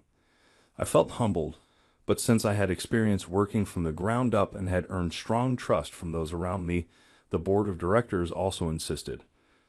By all means, with my best friend Daniel's encouragement, I decided to accept the offer. Jessica, in addition to being my fiancée, worked as my executive secretary and business advisor. With my promotion, she had naturally become my right-hand woman. It was only recently that I discovered that Scott's company was one of our major material suppliers. No way. This can't be happening. Scott, now pale, frantically pulled out his phone and began searching. He opened the S Corporation website, only to be greeted by an announcement. New CEO appointment along with my photo. What? You mean to tell me that you're actually my husband's business partner? Alicia was on the verge of panic. Scott, now sweating profusely, stammered. If only you had told us sooner. You should have said something right away. So you're saying that if you had known he was the CEO, you wouldn't have called him a middle school dropout or a pauper? Jessica's voice was ice cold as she interjected. Yes, exactly. I mean, what a wonderful surprise becoming in-laws with the CEO of S Corporation. How about a drink to celebrate? Ignoring Scott, who spoke with a forced smile, I turned to Jessica and started talking to her. Jessica, what would happen if we cut ties with his company? There would be no impact, Mr. Ingram. We have alternative suppliers lined up. When Jessica was in work mode, she spoke calmly. Scott flew into a rage. You can't be serious. Are you actually saying you're going to terminate our contract?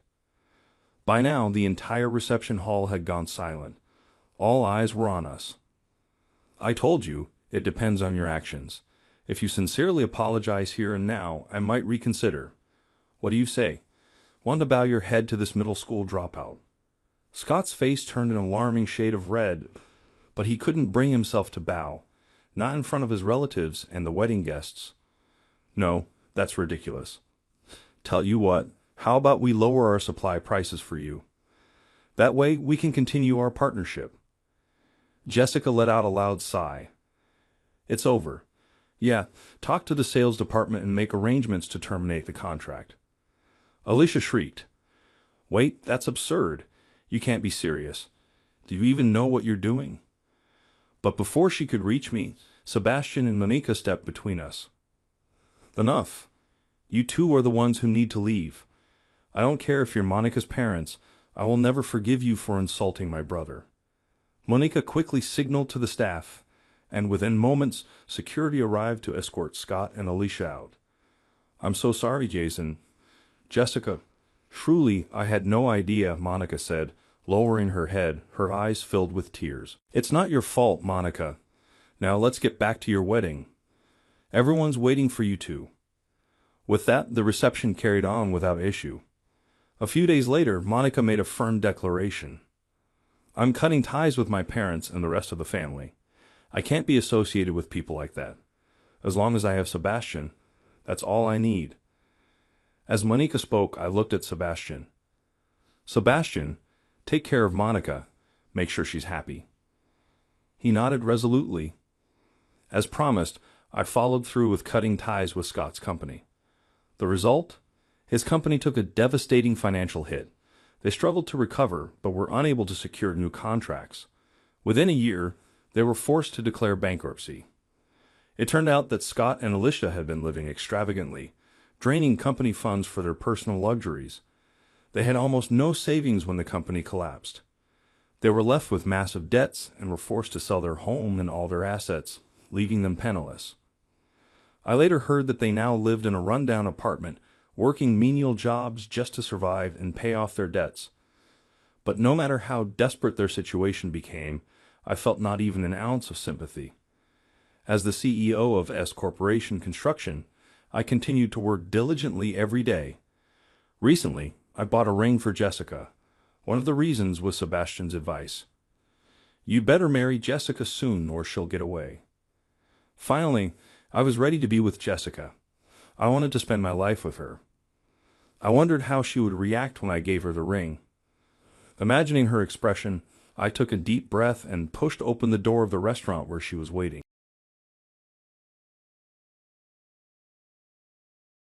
You've been fired. I got notice of termination when a younger director used me as a scapegoat for an error. Seems my son isn't here. The chairman queried the younger director after noticing something during an employee check the following day. The situation will soon change significantly due to the absence of the chairman's son, who was meant to work for the company. I am a 45-year-old employee named Mike Adams. I joined the current company since my father told me to study about society. Mike, today a younger employee is joining us, apparently the president's son, and he will be appointed as a director. Is that so? My amiable coworker Alex, who is 2 years younger than me, whispered this to me. He stated that the appointment of the president's son as a director was scheduled for today, and he was younger than Alex too. I assumed that he must be a very competent director. Then, however, the following occurred. Tom, the young director, turned to face me after completing his self-introduction. Your name?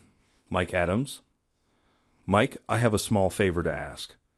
He started talking to me out of the blue, and before I knew it, he was requesting that I buy him coffee. Coffee? Do you have no idea where to look for it? I indicated that there was a vending machine outside. But Tom gave a headshake. I'm requesting that you purchase it for me. Providing such a straightforward solution, as you appear to you want me to spell it for you. I'm requesting that you buy me coffee. I was questioned again after being reprimanded by my uninteresting appearance. Alex and everyone else in the vicinity were shocked. Why should I go out of my way to buy your coffee? We'll purchase it, Tom. I started to argue back, but Alex quickly cut me off, saying, Please sit and wait. Tom grinned at that and went back to his desk. Let's hurry and buy it, Mike. Despite my inability to comprehend his behavior, Alex and I proceeded to buy Tom coffee. You said that, but why? He had the option to go alone. I asked Alex after purchasing Tom's coffee from the vending machine.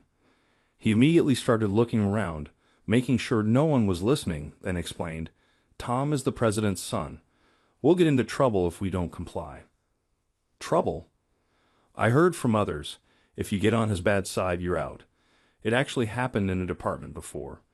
It seems like he reports directly to the president. Alex's complexion wasn't good as he revealed this. I was shocked. Such things were tolerated?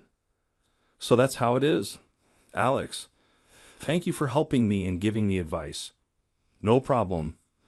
It'll be tough, but let's keep working hard. Alex's expression softened, and he seemed pleased with my gratitude. I felt reassured knowing there were still employees like him in the company. But then, strange things began happening around me. Huh? My pen's gone. Returning from the restroom during lunch break, my pen, which should have been on my desk, was missing.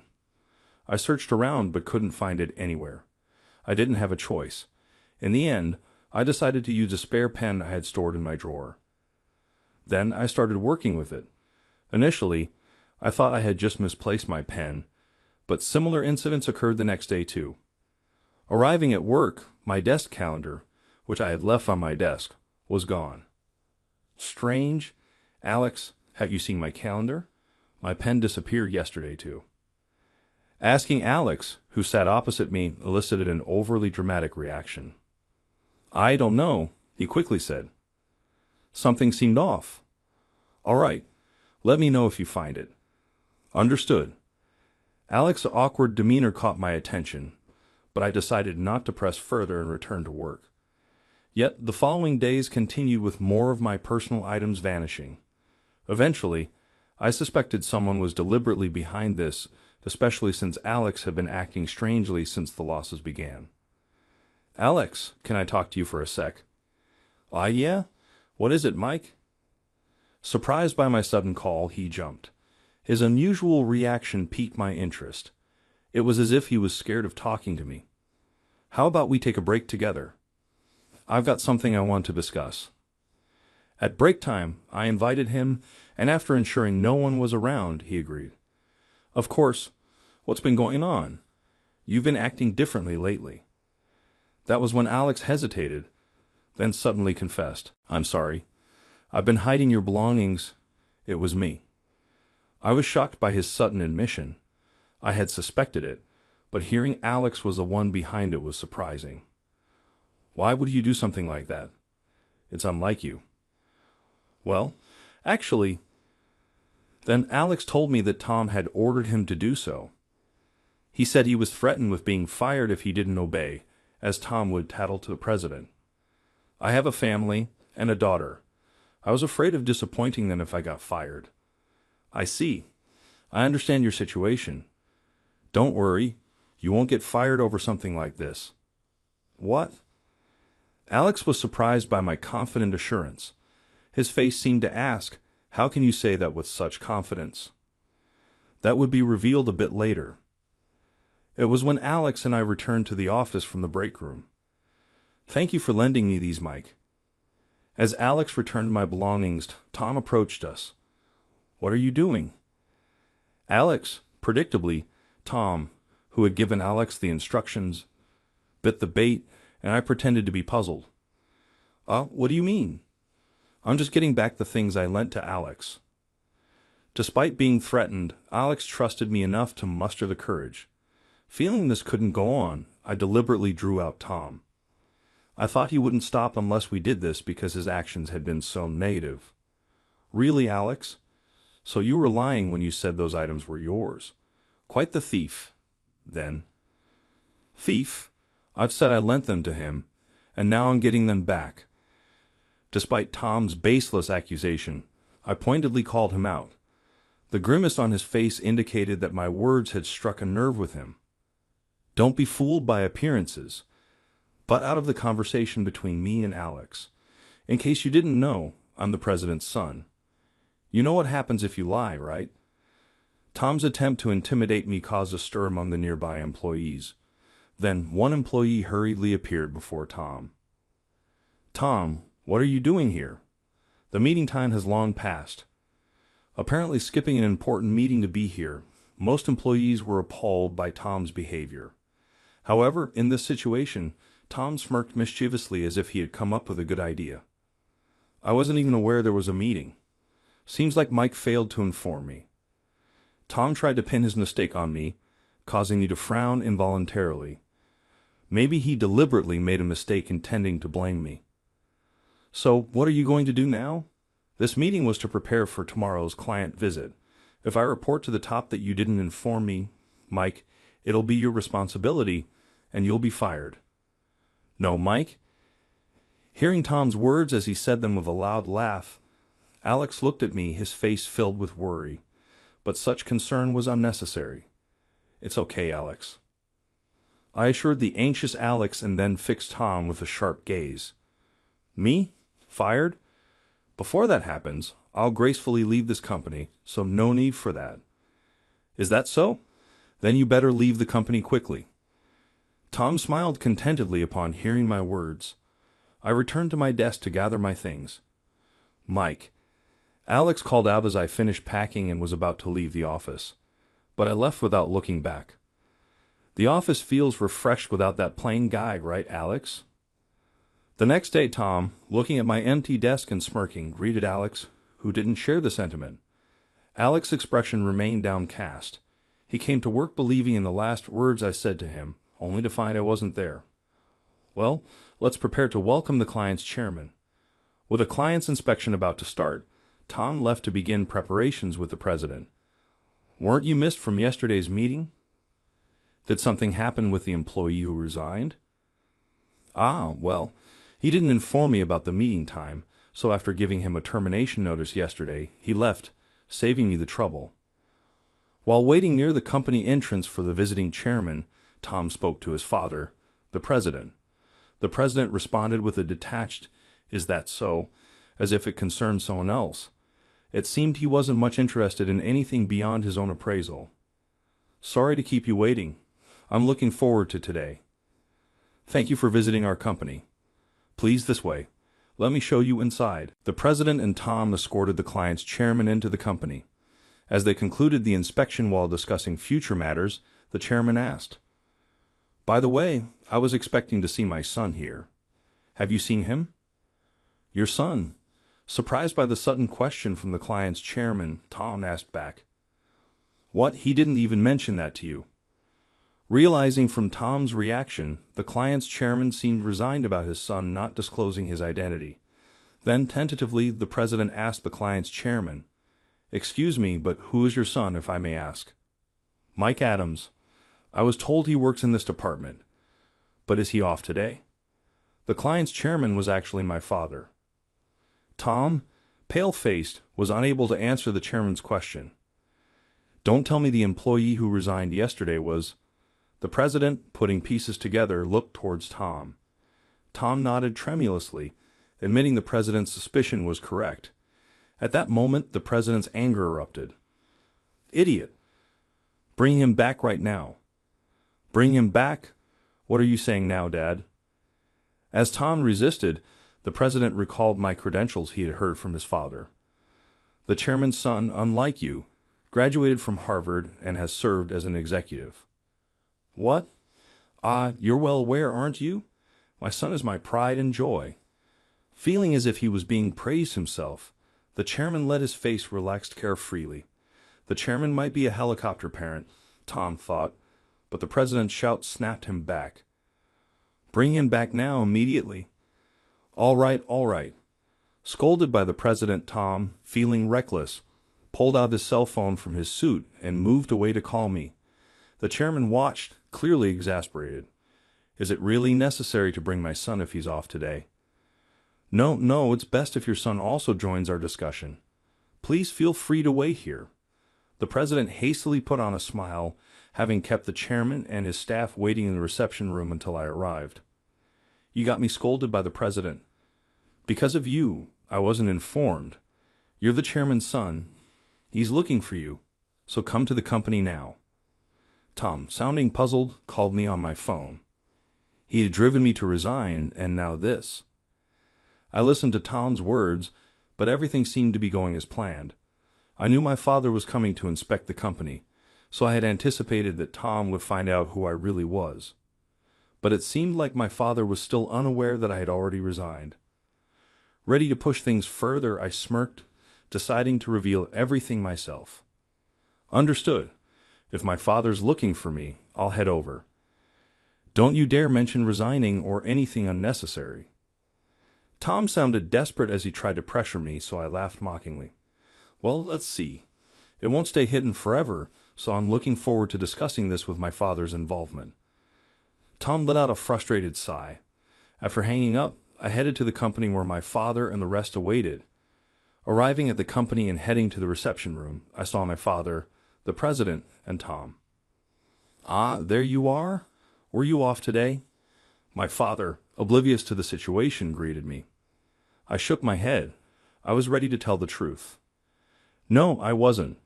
I was unjustly given a termination notice by that director, so I felt compelled to resign.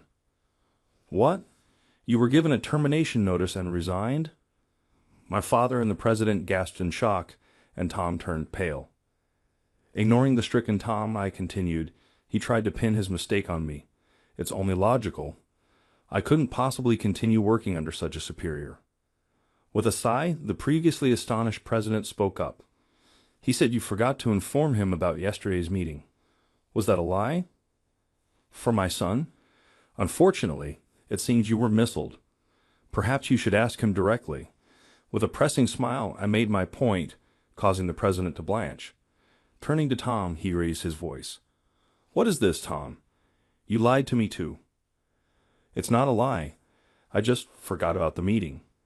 Forgetting and then blaming the chairman's son for your mistake, that's a grave issue in itself. Intending to make excuses but digging his own grave instead, classic Tom. So such things happened before my visit? My father interjected, prompting the president to halt his scolding. There's no need for further anger, Chairman. The chairman was showing mercy. The president and Tom brightened up their expressions. But in the next moment, both were plunged into hell. I'll be terminating our contract with your company, so be at ease. Farewell. Chairman, I'm truly sorry. Regardless of not knowing about your son, what my son did, please reconsider. As my father stood up and called out, Let's go, the president hurriedly apologized and tried to persuade him to stay. But my father's mind was unchanged. Even if I didn't know about my son, I can't continue a contract with a company that treats people so unfairly. Heading toward the door, my father, accompanied by his staff, was the first to leave the reception room. The president hastily followed after. I intended to take over my father's business eventually. Working here was just for social experience, so leaving the company just came a bit earlier than planned. Seeing Tom looking regretful, I couldn't help but gloat. Ah, but I doubt you and this company's future will be bright. If only you hadn't ordered Alex to take my belongings or tried to pin your mistake on me. What a shame. Think you've won. Ha! Doesn't matter if you're the chairman's son or if we lose a contract. There are plenty of others. You don't get it, do you? There aren't many companies with contracts as big as my father's. Ever wonder why the president chased after the chairman so desperately? Not to lose the contract. Think hard with that poor brain of yours. When I couldn't help but express my astonishment, Tom flew into a rage. He seemed like someone who could only respond with anger. Well, I hope another big contract comes your way then. I'll take my leave now. Thank you for everything. I left the lounge, dodging the enraged Tom with insincere words. Unlike with the president, Tom didn't follow me, making me chuckle at the foreseeable future. Despite the president's efforts, the contract was terminated. Really, he was so persistent, complaining about not wanting to lose the contract. If only he disciplined his son properly, my father grumbled, sounding exhausted from reminiscing.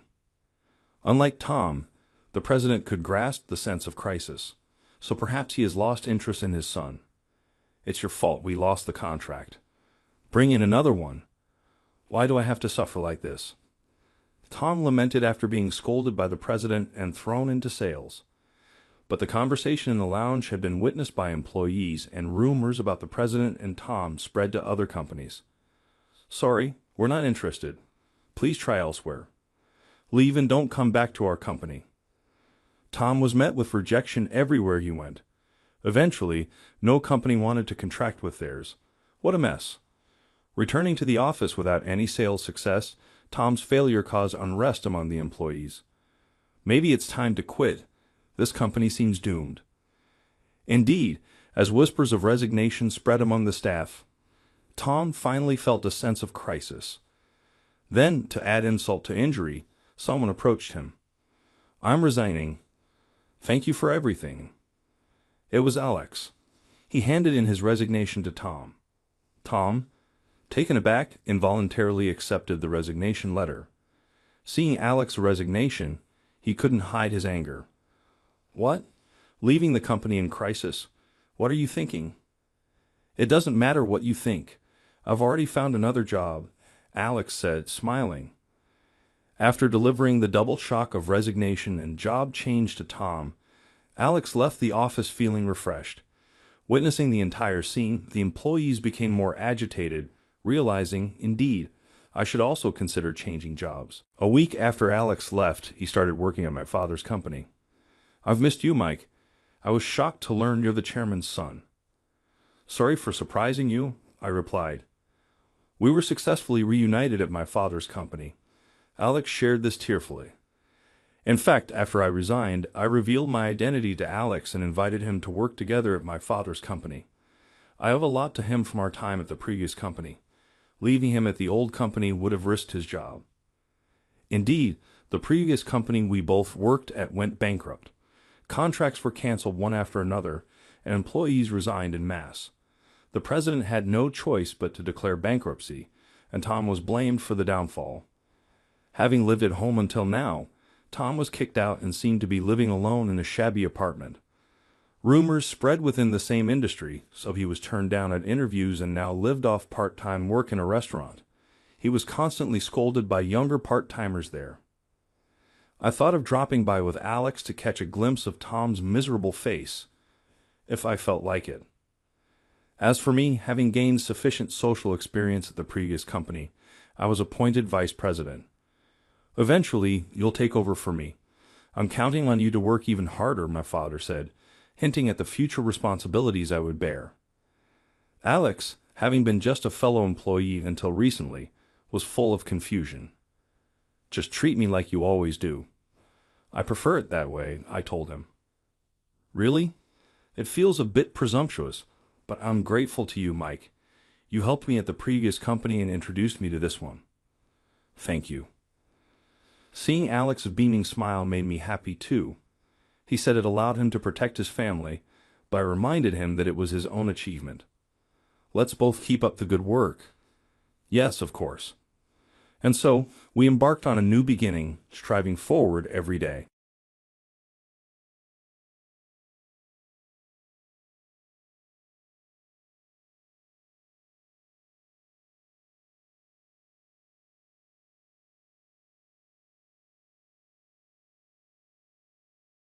Mike is my name.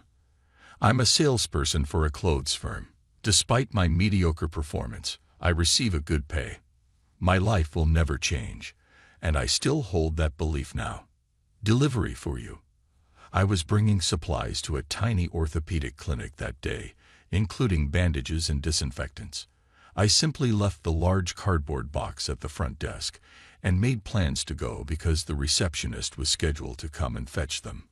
Ouch. I dropped the box on my left toe after unintentionally letting it slip out of my hands. It hurt right away. Fortunately, nothing fragile was inside the large package.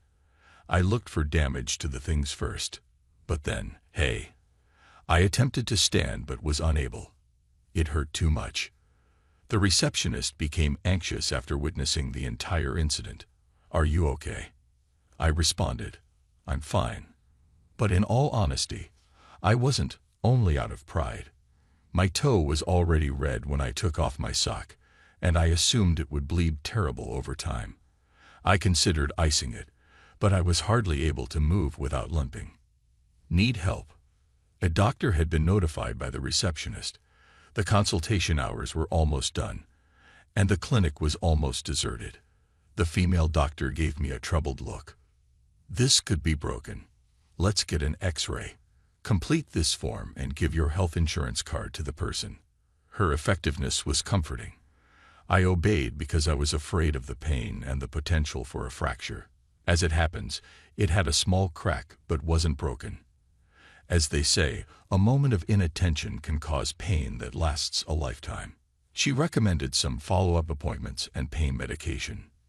This is how I met my wife, Aria, and I was rather sad about it. Although I found our meeting situation awkward, Aria is a really lovely person. Beautiful, polite, and a doctor. She is, however, occasionally sentimental, tender, and sensitive. During my frequent visits to the clinic, I fell in love with Aria. We started dating shortly after and finally tied the knot. She frequently displayed her emotional side during our wedding, family gatherings, and even casual dates. You never did, despite the stereotype that female doctors are strict, Aria once remarked. That's what made me happy. She may appear severe due to her long hair and sharp eyes, and she is in fact a strict person at work. However, personal and professional lives are distinct. Despite the ups and downs of our shared life, we enjoyed a strong marital tie overall. However, in our 5th year of marriage, things took a turn. The trigger was the death of Aria's father. He was already elderly, and Aria had somewhat braced herself for this. After getting the call, Aria and I headed to her parents' house. Aria's family home is so far away that we had to take a plane. While on the plane, I reminisced about my father-in-law. Aria's dad came from a long line of doctors, and I remembered that he had his own privately run hospital. I'm not very familiar with all these things. Aria doesn't like talking about her father, but I know he was a very strict man. When we got married, I was suggested, or rather, ordered, by my company to see if we could make a business deal with him. When I approached my father-in-law about it, he got pretty mad at me. Private practices like ours value networking. Just because you're married to my daughter doesn't mean you can barge in on that. Thankfully, Aria explained to him that I was forced into it by my company, which cleared up the misunderstanding. She said, he's old-fashioned, and that's why he values relationships. That's probably why he was able to run his clinic for so many years. But all things must come to an end. When we arrived at Aria's family home, we prepared for the funeral. The funeral progressed without any issues, and soon we were left to head back. But then I was suddenly called out by Aria. What's the matter all of a sudden? Well, they just unsealed my father's last will and testament, Aria explained, looking down. It seems her father had considerable assets and named Aria as the sole beneficiary. It wasn't surprising, given Aria was an only child. However, the problem was that the inheritance included her father's clinic. Before, my father told me I couldn't inherit his clinic because he thought I wasn't ready or capable enough. That was why it was hard for me to talk about my family. The reason Aria worked at another hospital and didn't take over her family's practice was not just because she couldn't, but because she wanted to earn her father's approval. Tears streamed down Aria's face. I thought no matter what I did, he'd never recognize me. But in his will, he left the clinic to me. He said, "It's up to you now. I want you to look after the clinic." Those words weighed heavy on my heart. I knew she wanted her father's approval, but commuting from our current home to Aria's family house was impossible. If Aria took over the clinic, we'd have to move, and I'd have to quit my job. I understand how you feel, Aria, but I can't give you an answer right now. I have my job and built my own networks back there. It won't be easy to just say, I quit, and expect everything to be fine.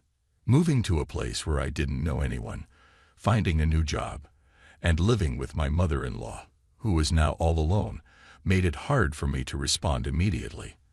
After all, my mother-in-law was also at the point in her life where she would soon require some care. It was a lot to consider, and honestly, I hoped Aria wouldn't take over the clinic. But at the same time, if it was for Aria, I also wanted to support her decision. What? Me, a department manager. The next day, as I was heading to work as usual, I was stopped by my boss. Apparently, he had recommended me for a department manager position. But I haven't produced any exceptional results. True, your performance is average, but your retention rate for new clients is the best. This means you consistently bring in profit. I had never been interested in promotions, so I didn't compare my results with my peers or seniors. It turns out those with impressive numbers had many new clients, but not many of them kept repeating. They all seemed to have the plan: throw enough mud at the wall, and some of it will stick. While I had fewer new clients, almost all of them became repeat customers. And this was the reason for my promotion. I was overjoyed. I might not have been interested in climbing the ladder, but that didn't mean I lacked the desire to seize the opportunities in front of me. For the first time in my life, I was genuinely excited about a job opportunity. I bet that's how Aria felt too. I couldn't let my selfishness ruin Aria's career. So, during my break, I called Aria and discussed the promotion. Sorry. Honestly, I can't move there. I talked to the boss, and there's no branch there. If I transfer, the promotion might be off the table. Well, if that's the case, it can't be helped. After discussing, we decided to prioritize our careers. Essentially, we chose to go our separate ways. Of course, I love Aria dearly, but this wasn't like a temporary work assignment. We'd be working in different places without any plans to return. Carrying on a marriage in such conditions would be pointless, so we decided to divorce. But there are no regrets since it was a mutual decision out of respect for each other. Fast forward 20 years. In that time, I went from a regular employee to a supervisor, and then to a department head. Being single does feel lonely sometimes, but without a family to worry about, I could immerse myself fully in my work. Having my first team and being in a leadership role was thrilling and made work so much fun. Of course, Aria and I still keep in touch. Once a month or once every few months, we chat about work and life updates, so we've managed to maintain a good friendship. I thought it would always be like this, until breaking news. There was a significant earthquake just a moment ago. While having lunch at a burger shop, my eyes were glued to the TV. Apparently, there had been a massive earthquake, equivalent to magnitude 7. The news quickly reported on the areas that felt the most shock. Aria's town, where her hospital was located, was one of the hardest hit. Aria. I tried calling her immediately, but didn't get an answer. No matter how many times I dialed, there was no response. Although I went back to work temporarily, I was too distracted to do anything. Sneaking a peek online, I found some helicopter footage of the affected areas. Aria's region was severely damaged. I rushed to inform my workplace and managed to get a week off. Thankfully, I had a great team who understood and supported my decision. I headed straight for Aria's place. It took a while, but I finally made it to her hospital. But no, this can't be. Aria's hospital was completely destroyed. The building that once stood there was gone. Overwhelmed, I fell to my knees, tears streaming down my face. Memories of Aria flooded back, and I couldn't help but scream out in despair. If I had kept Aria by my side, would things have been different? If we had moved here together, could I have protected her? Endless regret consumed me, but no matter how much I cried, Aria was gone. Mike. Suddenly, a familiar voice echoed, and I turned around. Aria was looking at me, absolutely worn out. It's no mistake. Aria was definitely there. I was so overwhelmed with joy that I stood up. Aria. Oh, thank goodness. I ran towards her. Although Aria looked ragged, she didn't seem to have any major injuries. Why are you here? I flew over here out of worry. I saw the news about this area on TV.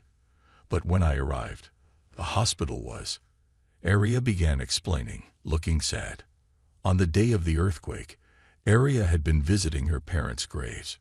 Her mother had passed away the previous year, and it wasn't even the anniversary of her death. But Aria continued, "You might find it strange, but I just felt the need to see my parents' faces. Now that I think about it, Maybe they were calling out to me. Apparently, Area was caught in the disaster while visiting the graves but luckily escaped unharmed. However, with so many injured, the disaster-stricken area was chaotic. That's when Dr. Noria, an orthopedic surgeon, headed to a large hospital to help. It's not settled yet, but volunteers have been coming to help. I also came to check on my home, Area said, looking sadly at the collapsed hospital. All the effort I put in after taking over from my father, it's all gone now. Seeing Area with a face of despair, I tightly hugged her. I'm sorry I couldn't be there for you during these tough times. You don't have to say that. In the end, you came to see me, didn't you? As Area said that, a tear trickled down her face. I faced her. I'm so grateful that you're alive. I thought I'd never see you again. And I cried for the first time in a long time. Haha, I'm glad your tears are still doing their job. Mine, on the other hand, feel completely drained. Area wiped away my tears. In the past, I was the one wiping away Area's tears. How the tables had turned. Looking at Area again, I saw her face drained and weary. Of course, she had lost everything she had built up until now. We have to think about the future. I knew such matters should be approached rationally so that both of us would be satisfied. But at that moment, I was too overjoyed by the fact that Area was alive and couldn't stay calm. Area, how about coming back to me? Ha! I'm not forcing you, but I regretted it so much earlier. I should have been with you. I was filled with so much regret.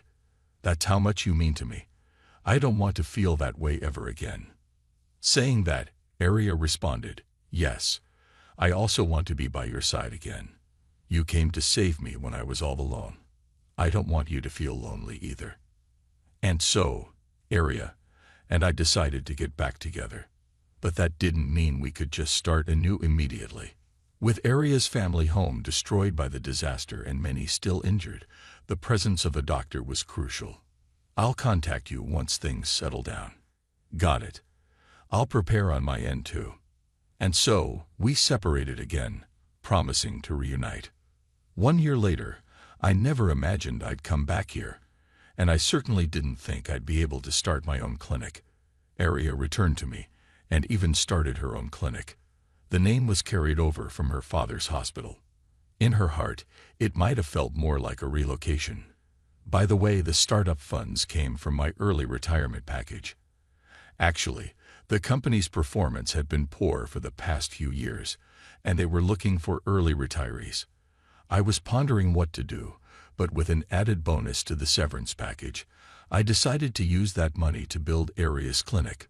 So this clinic is co-owned by both Area and me. But all I could do was procure necessary equipment and handle some basic clerical work. Using the connections I had from my job, I managed to recruit some clerks and nurses. According to Area, having been away from this land for so long, your connections really helped.